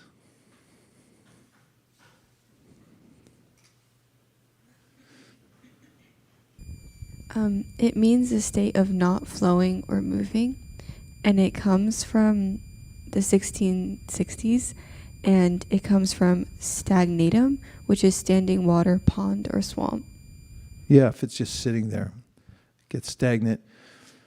So it's helpful to, for instance, I'll give you an example. When we have the wherewithal to do these types of things, the repetition of the so-called 10 offenses against the holy name comes from one verse in the Padma Purana, and then we say them as 10. Actually, it's 11 because we say it's also an offense to be inattentive while chanting. And after a while, you may notice in any kind of a practice that you do every day, everyone will just say it, and it's over. And if you ask, what did we just say? It's like, I don't know, but it's over. So the principle that my father's director had in the repertory theater would be something like, okay, stop at 5 and ask somebody randomly, do we ever do this? Say yes. Yeah, we're always on our toes because somebody might say, like, what does that mean? And give a commentary on it. So what is number 5? Where does was Artavad come from? And then you discuss it a little bit. Say, what is the origin of that? It comes from Purvavimamsa, the idea that there's some exaggerated parts of the Vedas that describe certain rituals, and then to consider anything about the holy name, the glories to be exaggeration, as similar to Artavad as defined by Jaimini, then that's an offense. And if you know the origin of it and you have a sense of context for it, then when you say it, you think, yeah, I have a better idea for that one. So it's important in any kind of sangha to have these kinds of discussions to go more deeply within the definitions. That's why I always ask the research department to look up words. Because even in English, you can just say something and you have a amorphous or general idea of what it means, but you know specifically what it means. But when you trace it back, that's what that means? Then you have a new life with it. You hear it and it's, remember the other day, it wasn't the other day, it was more like the other month, we were in Govardhan and we were reading, and Prabhupada uses will-o'-the-wisp. Look that up. Is that the one, will-o'-the-wisp? I've heard that so many times, and I don't stop and say, what does will-o'-the-wisp mean? But when you look it up, you'll never be the same when you hear the translation of it. When next time you hear it, you go, oh, that's mystical. What is it?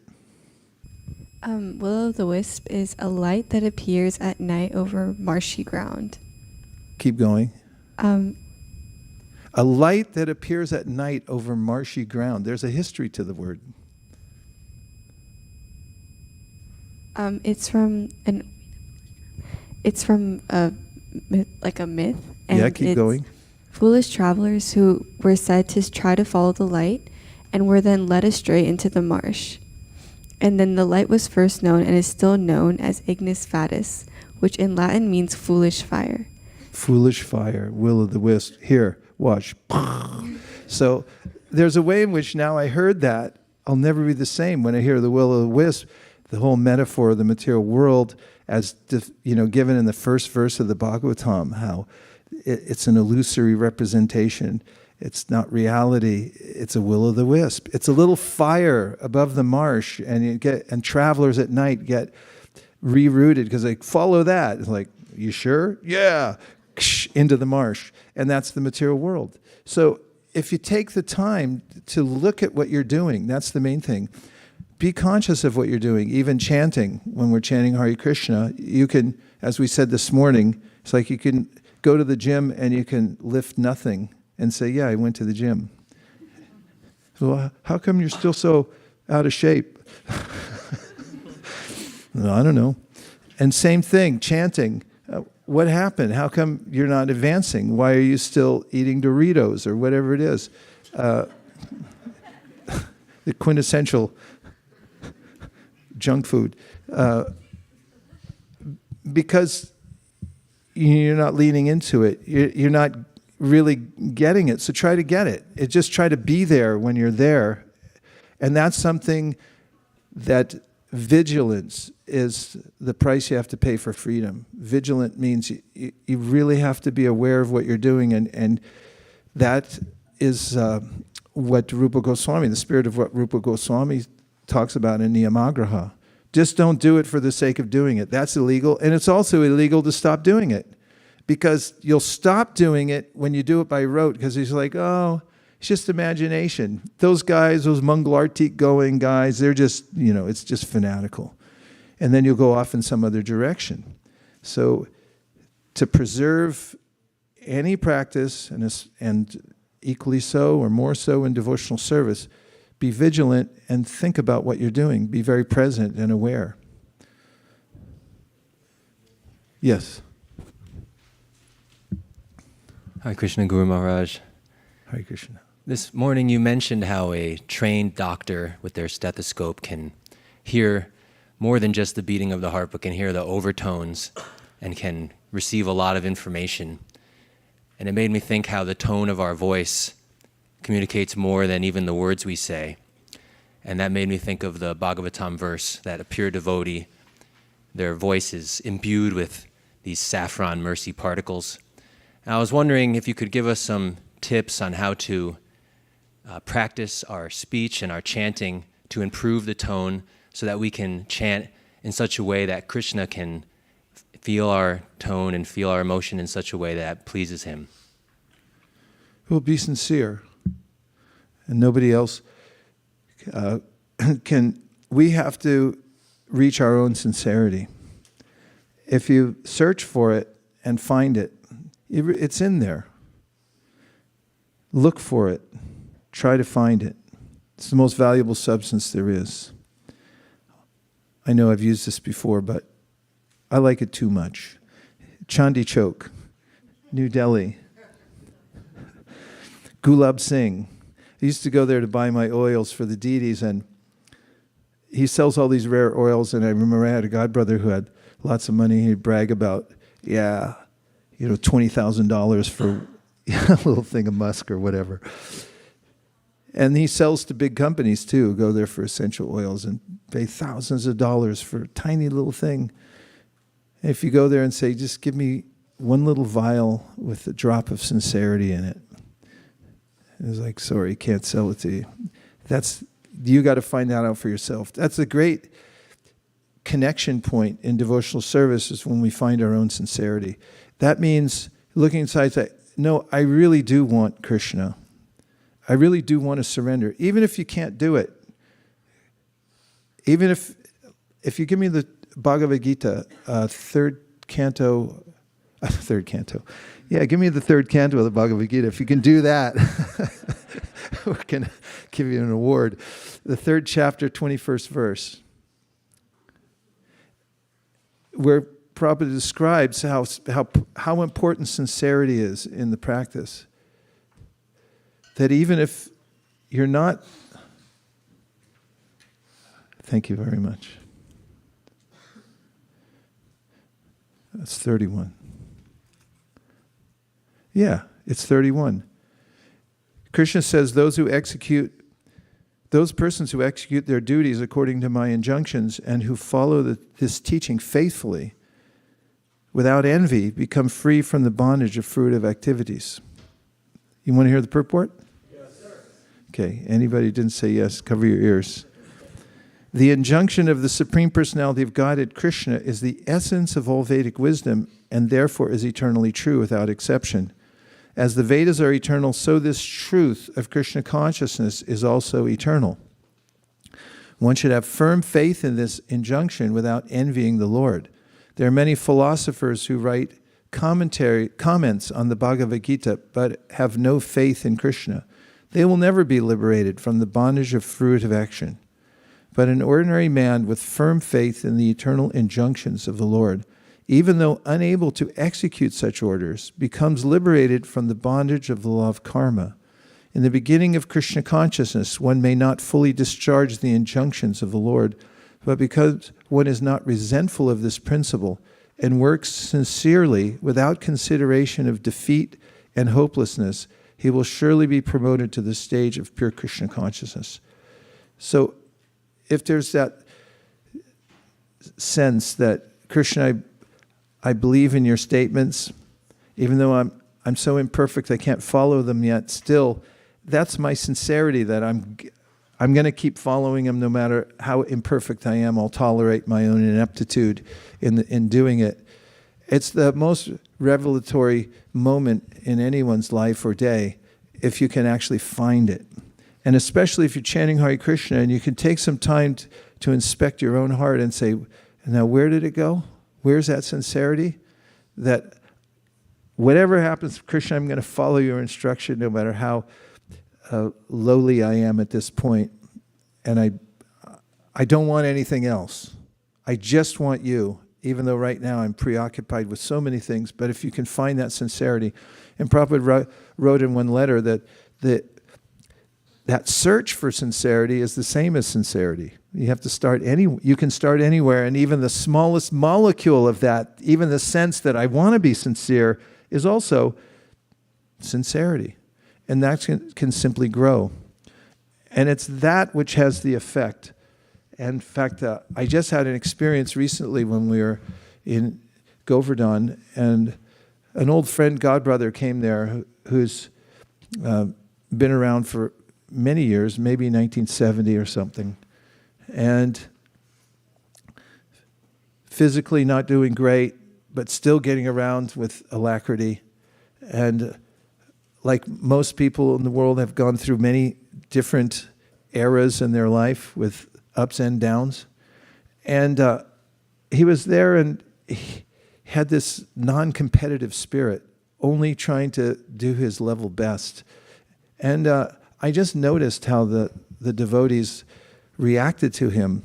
So they were inspired by his sincere effort. So it can't be faked. There's no imitation. There's no affectation one can put on one's voice, although sometimes people do that. If you sound like a great learned person or something like that. Even if you can articulate well, if that molecule of sincerity isn't there, then the power isn't there also. One has to sincerely want to surrender to Krishna. And if it's there, then even if one's a simple person and not a huge speaker or learned scholar, whatever might attract the masses, still one will be effective in the process of devotional service. So, yes. Oh, Prabhu, please. Hari Parshad.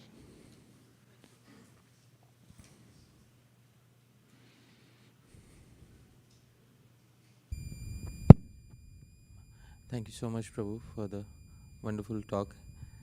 And I'd like to continue reflection upon the question that was asked about over-watering the creeper. I don't know why it's called a creeper of bhakti, the wine of bhakti. So, in Nectar of Instruction, Sri Rupa Goswami, 7th verse, he compares our condition to jaundice. And he says the remedy is to take medicine in the form of Krishna Nam. The tendency sometimes is to overdose on the medicine. And I think that was the spirit of the question. So is there any point of time at which we can say no to a particular devotional activity because we feel we are overdosing on it? And overdose of anything basically leads to a negative result. You are saying you slightly disagree, it's okay to overdose because even if you fall away, it's still to your profit. But isn't there some caution against overdosing given by our tradition? I'd like to hear your thoughts about it. Yeah, thank you for coming back for more refinement on that question. what I said was that if you're going to err on the side of taking too much or too little, I'd rather take too much and sort it out later.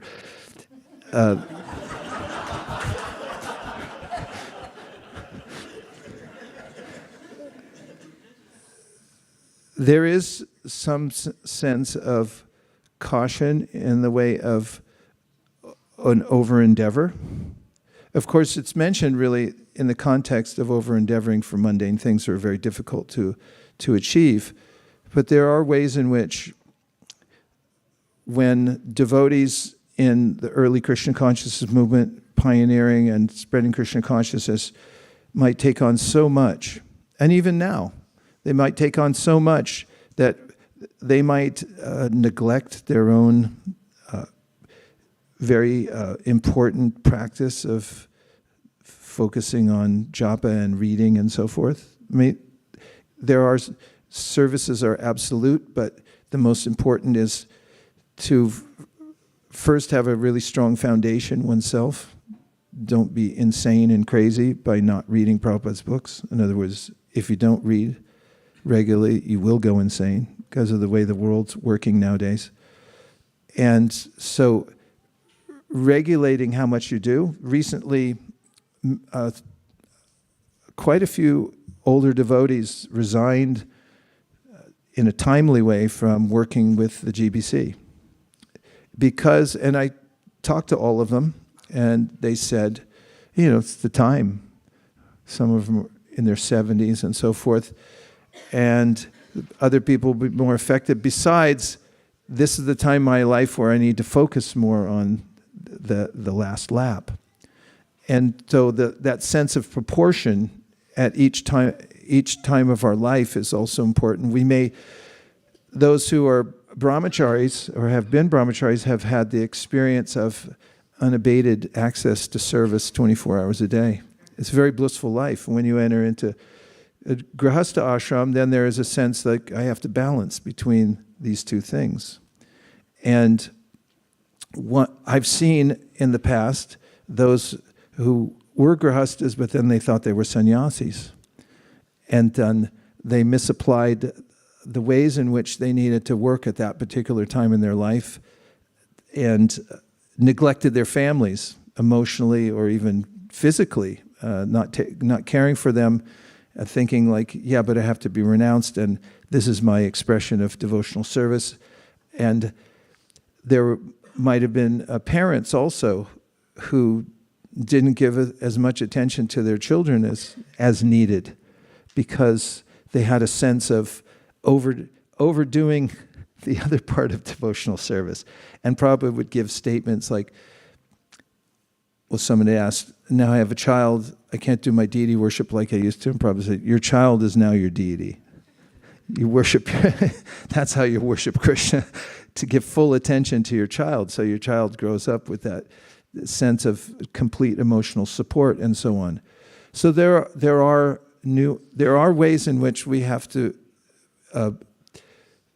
be discerning about how I fit in. There is a way that we might become morose also, like I can't do enough. And then there may be times when we do so much on one thing, we forget the other aspects. That's more likely than overdoing devotional service. I mean, just the image of pouring too much water from the metaphor on the seed. Say, if you decide to one day chant 64 rounds, has anybody done that? Well, if you'd like to, one day we'll come in here and try it and see if you feel drowned. Like on the day when we chant the whole Bhagavad Gita, someone said, that's too much. Nobody says the next day, that was too much Gita. Everyone says, Hansa Priya will confirm this, they'll come up and say, could we do this every day?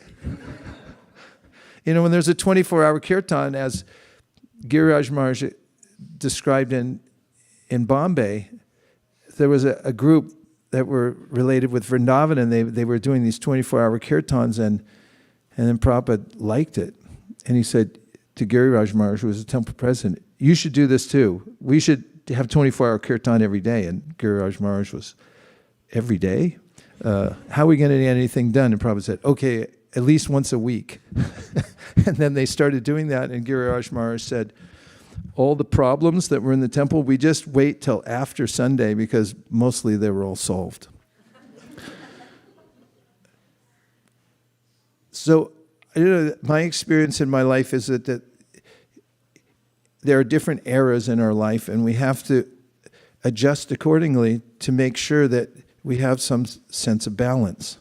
And oftentimes when people would fanatically jump into more than they could handle, even in relationship to their worldly duties, then oftentimes they would end up as despots somewhere, or they would be estranged from their family and then lose their balance in devotional service. So we have to be careful and inventive and somehow or other keep the transcendental vibration going at the level we can. I didn't really answer your question because I'm trying to search for a place in which somebody, if you would kindly offer the solution, where is it that somebody overdosed on chanting and then like, oops, too much?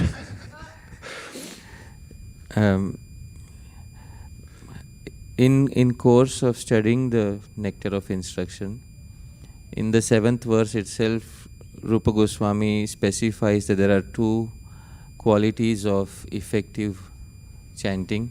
He says, Adarat Anudinam. He says, Adarat means the medicine should be taken with due respect and it should be taken every day. So, what I realized was that as soon as we lose respect for the process, that is when we have started moving into the direction of overdose. Some people lose anudinam. They do too less and they do not do the process every day. But some people do it too much and then they lose the respect for the process. So Rupa Goswami is giving the analogy of taking a medicine, and a medicine is supposed we begin by taking small quantity so that we have respect for the medicine. And then there's a very nice verse in the Hari Bhakti Vilas, Shanai Shanai Suvispashtam, Na Dhrutam Na Vilambitam, Na Nyunam Na Adhikam Vapi Japam Kuryat Dine Dine. Shanai Shanai, chant slowly, clearly, not too fast, not too slow. And it says not too less, not too much. It doesn't specify an exact quantity because Vedic calculations are like that. They are relative to the level of advancement of the person. So I like that between the guru and the disciple, the guru decides as an expert physician what is too much of a dose for him and what is too little of a dose for him.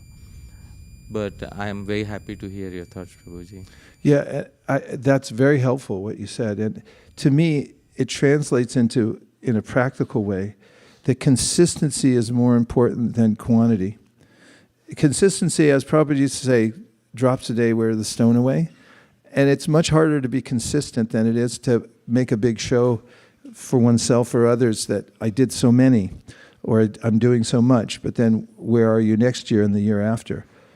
It's the long-term effect of finding the pace at which one can consistently take the medicine, not be outside of it, is very helpful. And oftentimes it comes up in the context of japa. As japa, it's our own responsibility. Nobody else can do it for you. No one's going to fly in and say, I'll chant your japa for you. Don't wait for that. You have to decide that you're going to do it yourself. But then it may be that you just can't do more than a certain number. So I always give the advice that find the number that you won't go below, like as the medicine. Don't do more than less and then less than what your minimum is. You can do more, but just don't do less. And if you can find that pace of taking your medicine, there's a powerful effect because the mind is so tricky. They say, oh, I already did so much the other day.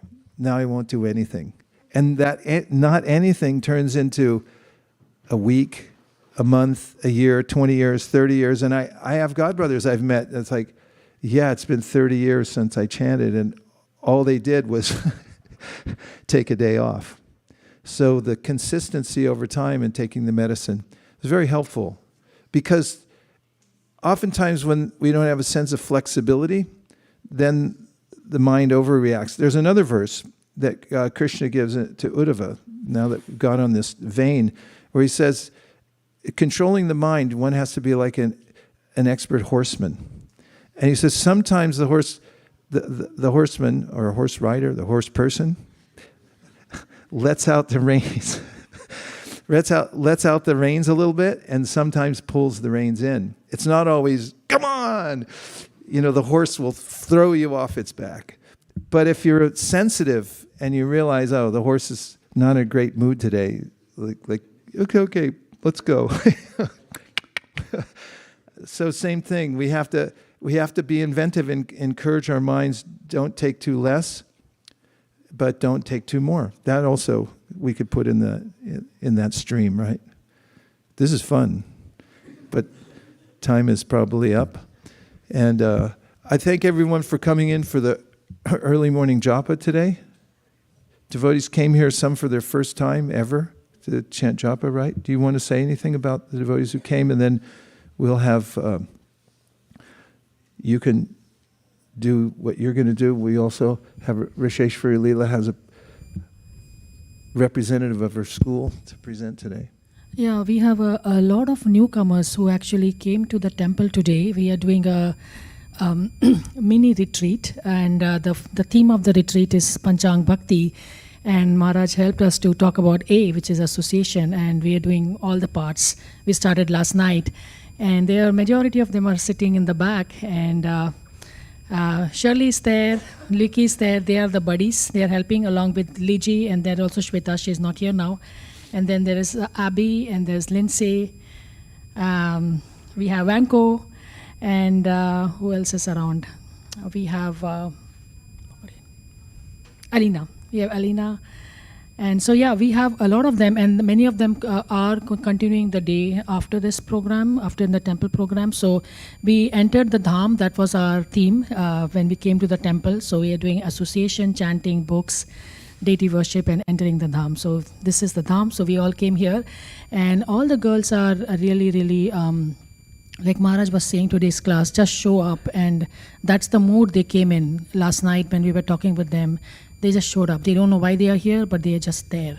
And I think that was really, really good. So we are very happy and thankful to all of them to, make this decision to enter into the transformation. Some of them even just came to us and told, I want a transformation, help me. So it was so sweet. And one nice story I have is Vanko. I always like her story so much.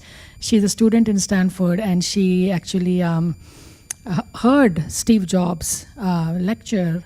And Steve Jobs says that I went to ISKCON temple and I have food. And that's how she came to the ISKCON temple. I want food and I am here. And that's how she met the devotees. Hare Krishna temple. Yeah, Hare Krishna temple, yeah. Sorry, Hare Krishna temple. And so she loves food, and we love her, and she's really doing great. So please, on your way, if you see any of them, please meet with them, say Hari Bol to them, and inspire them forward. Thank you, Maharaj. Hare Krishna.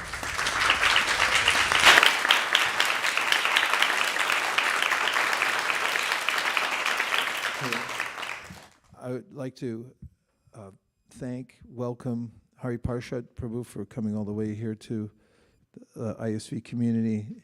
Thank you for giving your association here, there, and everywhere. We connected a little bit this morning, and he told me that he's fully engaged in speaking around. So thank you for taking care of him and honoring him as the great scholar of bhakti, and we're the better for it, and I thank you very much. Hare Krishna. So now we have Risheshwari Leela. We'll clear out of the way and let your next speaker come in. Thank you so much, His Grace Vaisesika Prabhu. So thank you very much to the audience for just bearing with us for a few more minutes.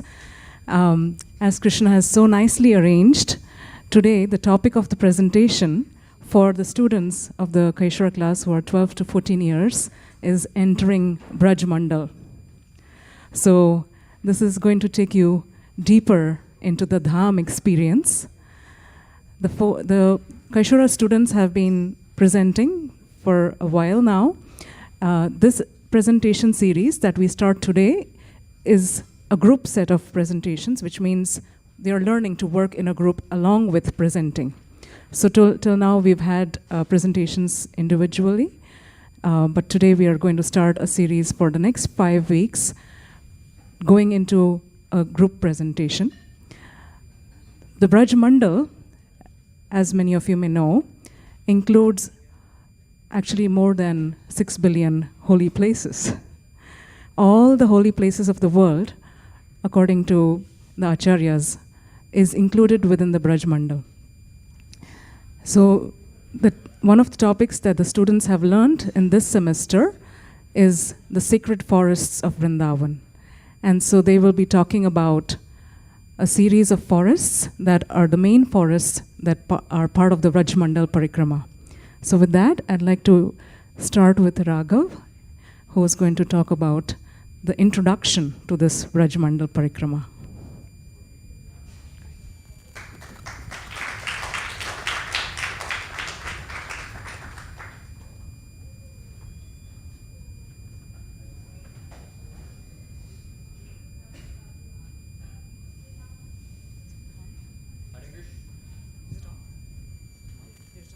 It's on, but okay. Now it works.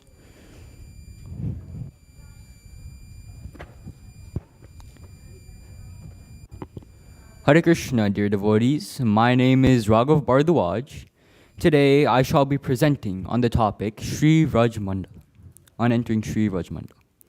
I'd like to start by asking a simple question.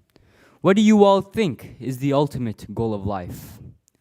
Why do people, for example, go to jobs and earn money? Well, the answer to that question is happiness. People perform actions that make them happy. They do not want to be sad. They want to be satisfied. However, people take different methods to obtain this happiness.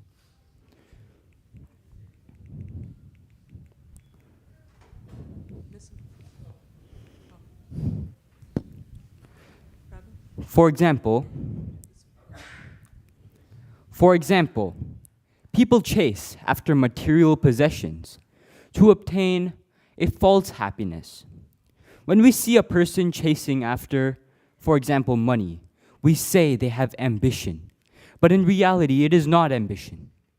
It is the illusory potency of Maya covering their eyes that makes them chase after all these material possessions.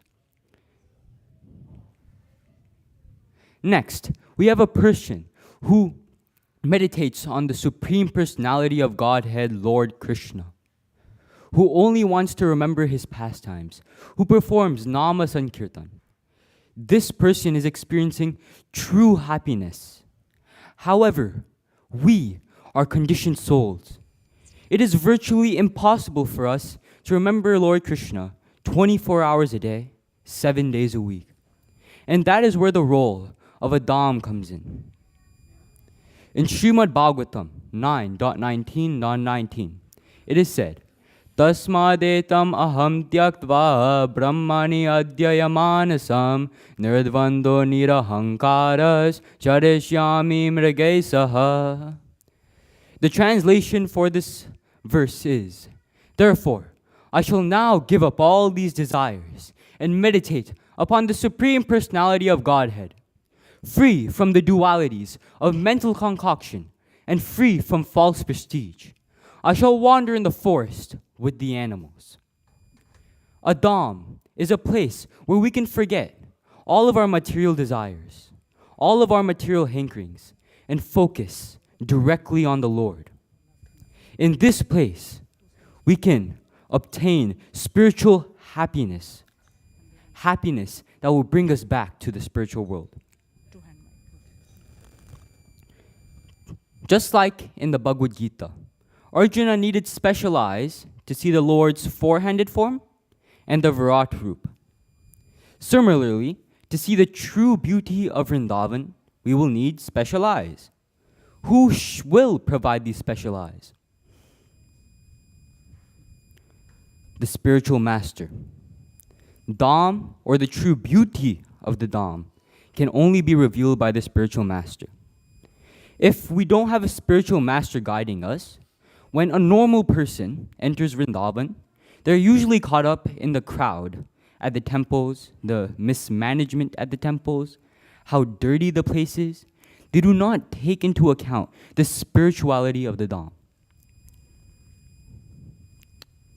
As an example of a spiritual master revealing the Dham to his disciples, His Divine Grace, A.C. Bhaktivedanta Swami Srila Prabhupada, brought Western devotees to Vrindavan to give them the experience of living in a sacred holy Dham. And he developed many temples across the world and in India as a place for a purification for all devotees.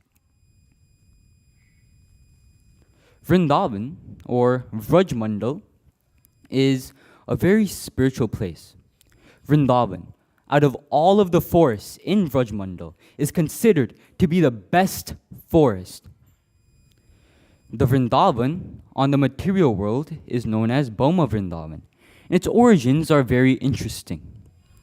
When Lord Krishna came to the material world to eradicate all of the demons burdening Mother Earth and to perform pastimes with his devotees, he wanted Srimati Radharani to come with him. However, Srimati Radharani wanted to bring 3 things from the spiritual world to the material world. Those 3 things were Srila Govardhan, Yamuna, and Vrajmandal. So Lord Krishna manifested these 3 things on the material world. When one goes to Vrajmandal and meditates on Lord Shri Krishna sincerely, one will achieve the highest goal in life, otherwise known as Krishna Prem. The word sincerely is very important in this case, because if one just goes to Vrajmandal and doesn't actually feel Krishna Prem, doesn't desire Krishna Prem, he would not be able to obtain any spirituality in his life. One may ask, there are so many holy places around the world. So why? Why should I visit Vrajmandal when I can go to other holy places? These 2 quotes by prominent spiritual leaders in our movement answer this question. His Divine Grace, A.C. Bhaktivedanta Swami Srila Prabhupada, once said, if you go to Vrindavan without knowing Krishna, you will at once feel Krishna consciousness. The potency of Vrindavan is so great that it can imbue a person who doesn't know who Krishna is with love for Krishna. Very strange, isn't it? They don't even know who they love. And in the Bhakti Rasamrita Sindhu, it is said, the result of traveling to all places of pilgrimage, not only in this world, but in the 3 worlds, is achieved simply by touching the holy land of Vrindavan. So, why would one go to all of these different dhams when they can obtain that punyam just in Vrindavan? You may wonder, why do people do the Vrajamandal Parikrama, where they go to all of the forests in Vrindavan? Sri Chaitanya Mahaprabhu, who is the founder of our Gaudiya Vaishnava Sampradaya, was the first to do this Vrajamandal Parikrama. And we want to follow in his footsteps because we want to go back to Godhead. So we also started doing the Vrajamandal Parikrama.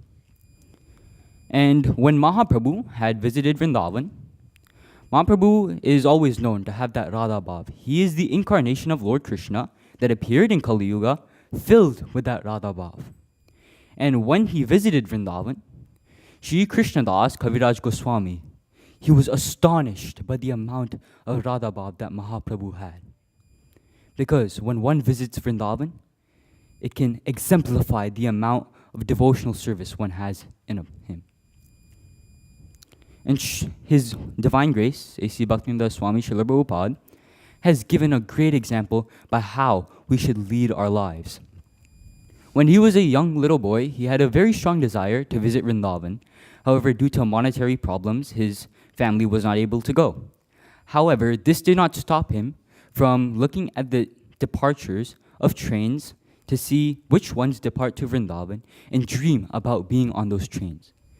And when he did give up family life and took up sannyas, he lived in Vrindavan for a few years, where he performed seva, and he always used to visit the 7 main temples of Vrindavan every day.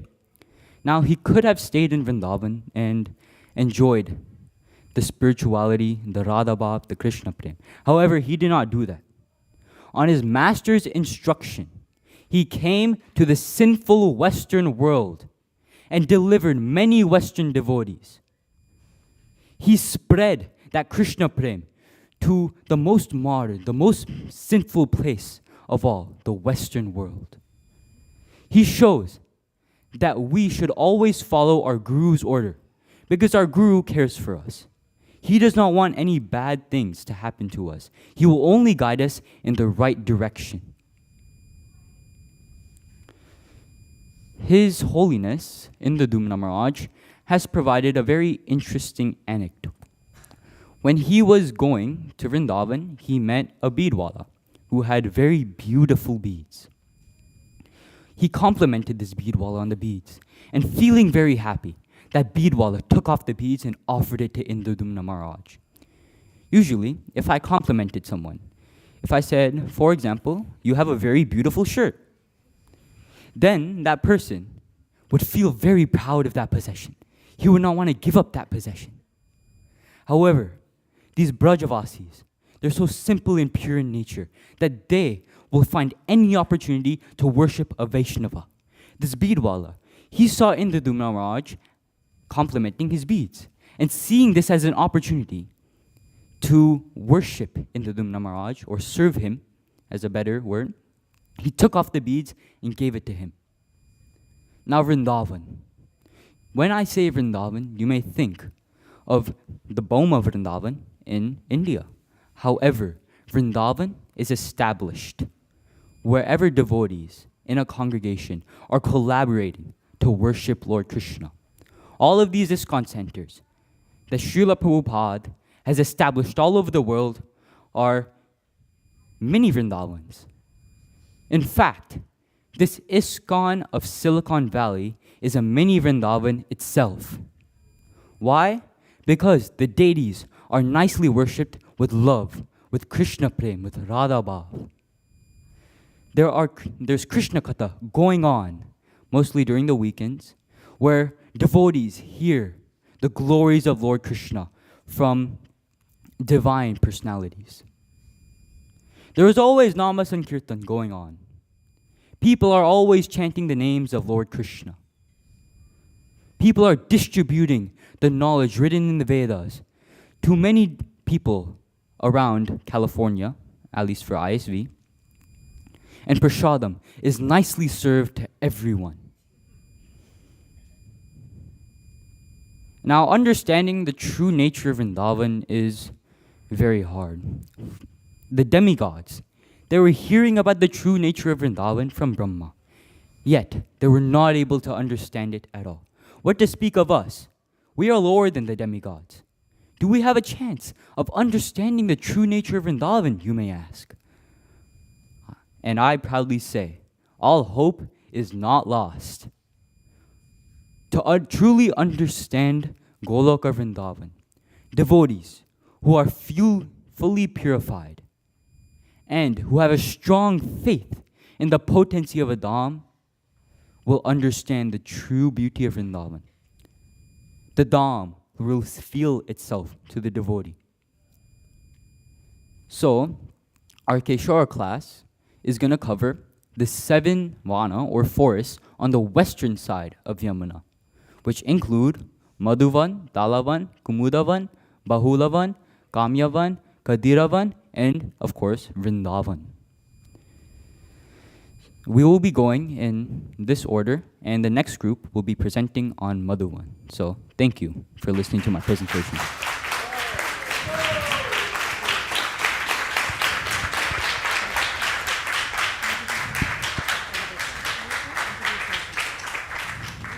And if you have any questions, you are free to ask. Huh? Okay.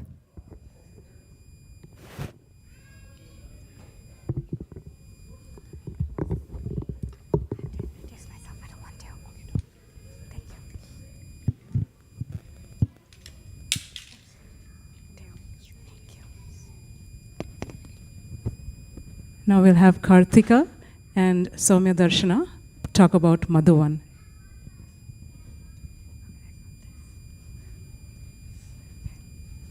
Hare Krishna, all glories to Srila Prabhupada.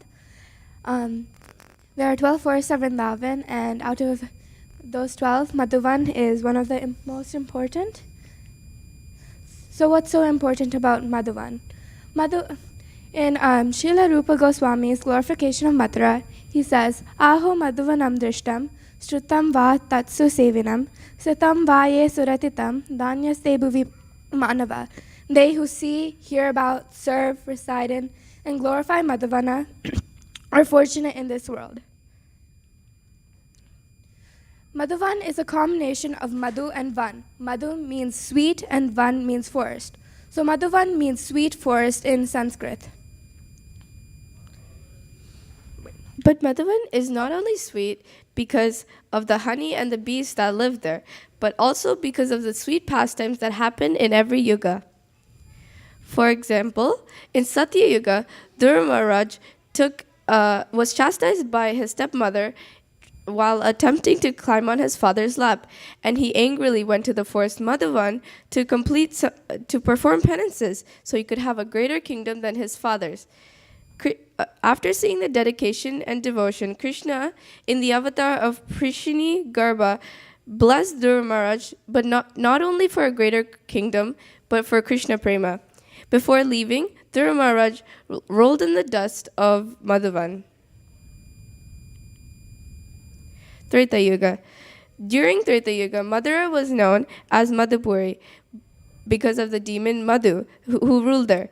After Madhu was killed by Krishna, hence the name Madhusudana, his son Lavanasura unleashed a reign of terror.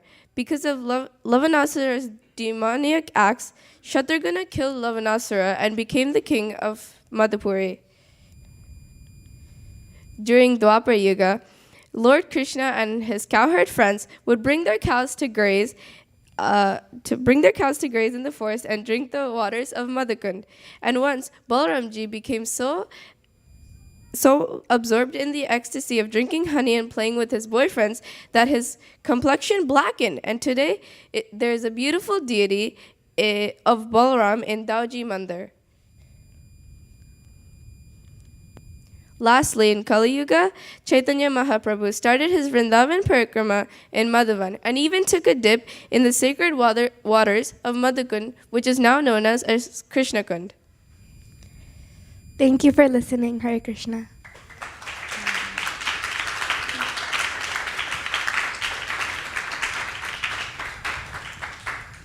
Any questions?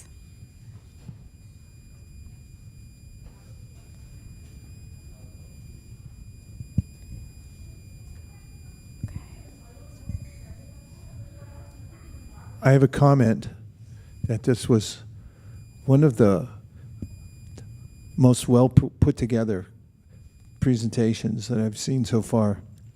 And it's Raghav. You have a natural, forceful, but very appealing speaking style.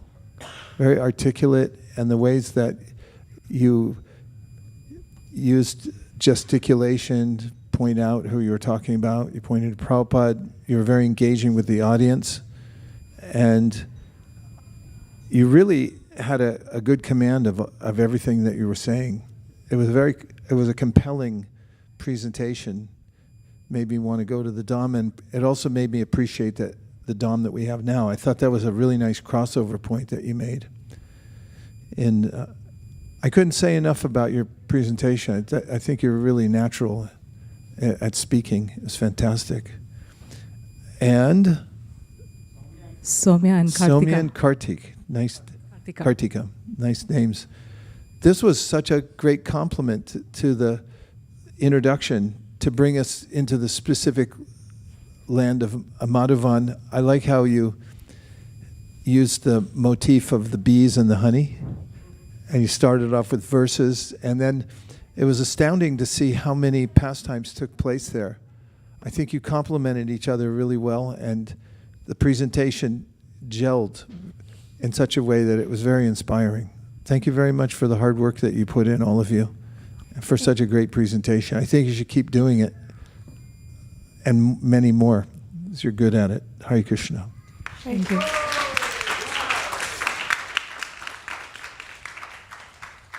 I just want to say I totally agree. It was amazing.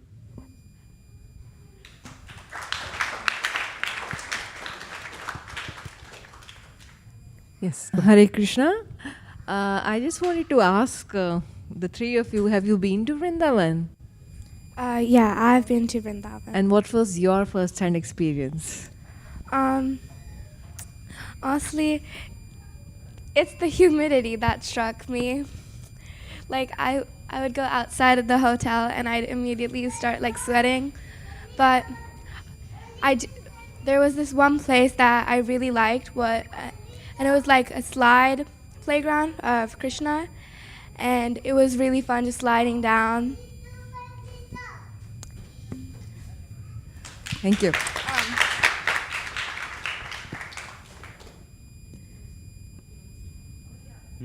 Yeah, I would like to hear from you. Yeah, so when I went to Vrindavan, I went to one of the most famous temples, Banke Bihari. And as you know, the temple is very crowded, especially on Sunday, and I went during a Sunday. So at first, I was thinking about the crowd. I was thinking about, oh my God, how can people survive such a big crowd? But then I went up to the front and I saw the deity. And once I saw the deity, it was just mystical. You would just want to stand there for hours just looking at the deity. It was so beautiful, such a pure deity. Yeah, that's all I want to say.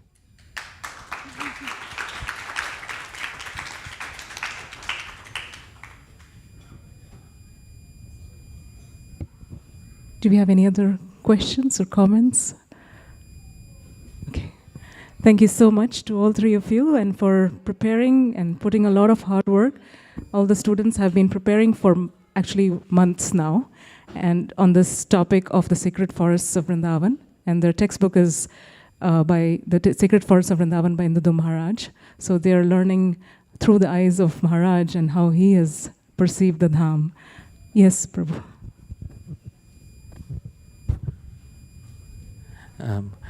It's very nice to see all the young devotees engaged in such a nice seva, and my sincere good wishes to all of them, because they already have all the reference material compiled by His Holiness Indradyumna Maharaj.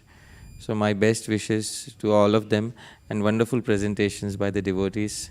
And thank you, Mataji, for inspiring all of them so much. Really grateful and appreciated for all your seva, Mataji. Thank you so much. Hare Krishna.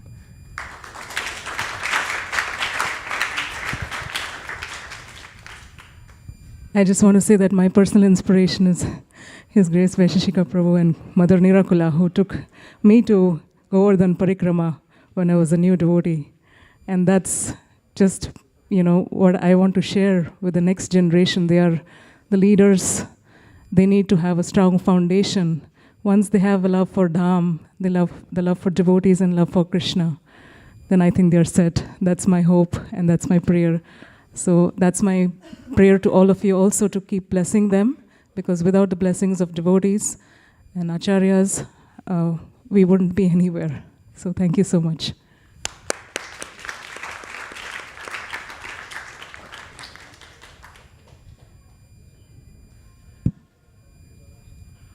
Malini, are you here? Do you have an announcement to make about Sankirtan today?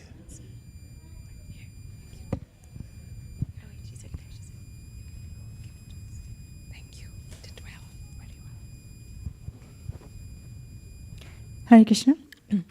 We'll be starting our monthly Sankirtan festival for Lord Nrsingadev today. Actually, it was the day after Ram Navami. The goals of this MSF are that we wanted to learn how to recite the entire Prahlad prayers. This has been practiced for the last 1 year, so devotees are memorizing. So the best would be if you memorize all of them. If not, at least recite them, learn them, get them familiarized, or at least learn one verse or something that sticks to you. And the other one is to at least distribute 30 Srimad Bhagavatam sets. And we also have to set the goal for our Bhadra Purnima this year. So all the Bhagavatam sets that are being distributed after Gaur Purnima are counted towards Bhadra Purnima. So we will announce the goal as a result of this MSF. And I wanted to share one story about book distribution last weekend. I saw that Pavani Bhakti Mataji was saying that so many new people are coming. We could be assuming that when we see someone, oh, maybe they will not take a Bhagavatam. They don't look like they take a Bhagavatam. So we just have to turn off that switch, as Vaisesika Prabhu says, you just go and present. So we were at the table, and there were the books displayed for Srimad Bhagavatam. And one lady, her name is Josephine. I think she's from Chinese origin. I think originally from China, but I think she's here for the last 20 years. She came to the table, and then she was walking towards the Indian store, and she stopped, and she says, books? And she stopped at the table. And then she opened the book, the Bhagavatam, and we were not sure, and said, oh, Sanskrit. I'm learning Sanskrit, she said. And we were all surprised that, oh, how are you learning Sanskrit? And she says, I'm trying to learn Vedas. So we asked, how are you learning Vedas? She's online on YouTube. And she said that I really want to learn Sanskrit, and then we explained about the Bhagavatam. And then she said that she lost her job recently, but she would be very much interested in learning Bhagavatam. And we told about the Bhakti community, and she said she would come. And she said, I don't have money to pay for $250, as we were asking. So we said, you can pay in installments. And she said, really? We can pay in installments. And then she sent the first installment of $25 after she went back home. You know? It was so nice to see how, and she also told me, can you connect me to someone who can teach me Sanskrit? Right now she's in short of money, but she said that she will surely pay back at some time, but she wants to learn Sanskrit as well. So we cannot assume who will take Bhagavatam, who will not take Bhagavatam, and just go ahead and present to everybody. So that was really, really nice. And there was another Indian lady who came, where she wanted to have Bhagavatam, and after a lot of time asking questions, she was so deeply asking questions. What is this? What is that book? Why so many books? Why so many verses? Why can't it be one book? And in the end, she took the entire set. And then when we were loading the set in her cart, she said, can I have one more? And, and we asked why. She said, my neighbor is a Sanskrit teacher. And I think that she will really like. And I said, do you want us to talk to her? She said, no, I will go and present Bhagavatam to her. She took the set and she said, if she's not convinced, I will return the set back to you, but I want to try distributing Bhagavatam. So it was so nice that she was not only taking, but she was also taking the responsibility to present it to somebody. So a lot of nice things happen at the table. So we do have spots today everywhere. There is one festival in San Rafael, that Living Expo, that Adinath Prabhu and Vaishnava Toshni Prabhu, they started already yesterday. Haldar Rupa Prabhu did, yeah, it's the same festival today. Yeah, it's in San Rafael, so very, very nice people there. It's 3-day festival, Friday, Saturday, and Sunday. So if you'd like to go today, you can talk to Haldar Rupa Prabhu. And we have one table at Indian store in Cupertino, one in Milpitas, one in Pleasanton, San Ramon area, all focused on distributing Srimad Bhagavatam sets. Please join one of them. Thank you very much. Hare Krishna.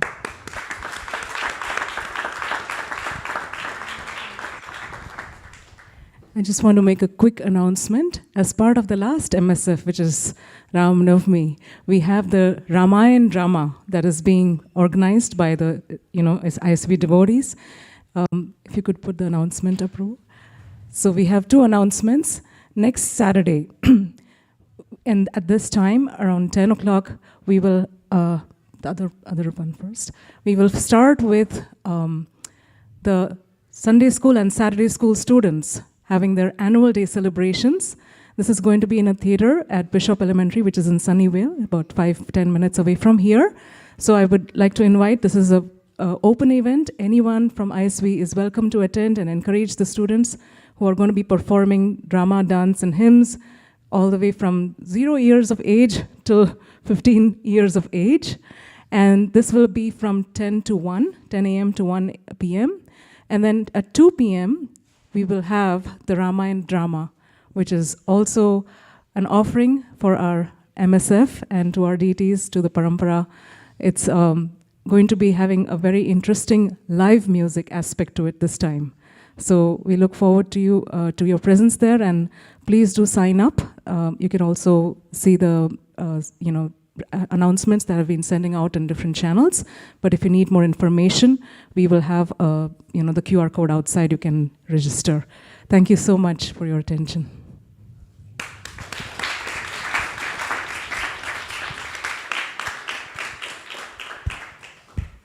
Everyone okay? Sharidad Vijaja Jodendriya Taheka Jibe Pele Vishaya Sagade Charma Jivayati Loba Moy Sudhurmati Take jeta katita shangshare Krishna varodoya moy Kori bare jihva jai Swaprasadana dilobai Shayanamrita Pao Radha Krishna Guna Gao Preme Dako Shri Chaitanya Nihita Preme Dako Shri Chaitanya Nihita Ma Prasade Govinde Nama Brahmani Vaishnave Sapa Punya Prasamdagan Vishwaso Navijayate Prasade Sarvatikanam Bhanirasyo Jayate Prasana Sheta Suyashu Vidipaya Pratistate Trayopa Bhutta Saganda Pasogankara Charchitaha Utishta Bhajino Dasa Stavamaya Jaimahi Shikshman Payushitam Bhapi Nityam Bhagura Deshataha Bhakti Matrena Bhoktavjam Natrakala Vikarana Deshanyam Vastatrada Kalanyam Vastata Praptamanam Dutam Shrishta Bhoktaram Hari Abravid Bhagavat Shri Mahaprasada Ki Goda Premanande Nitai Goda Hari Bol Hari Bol Hari Bol Nitai Goda Hari Bol.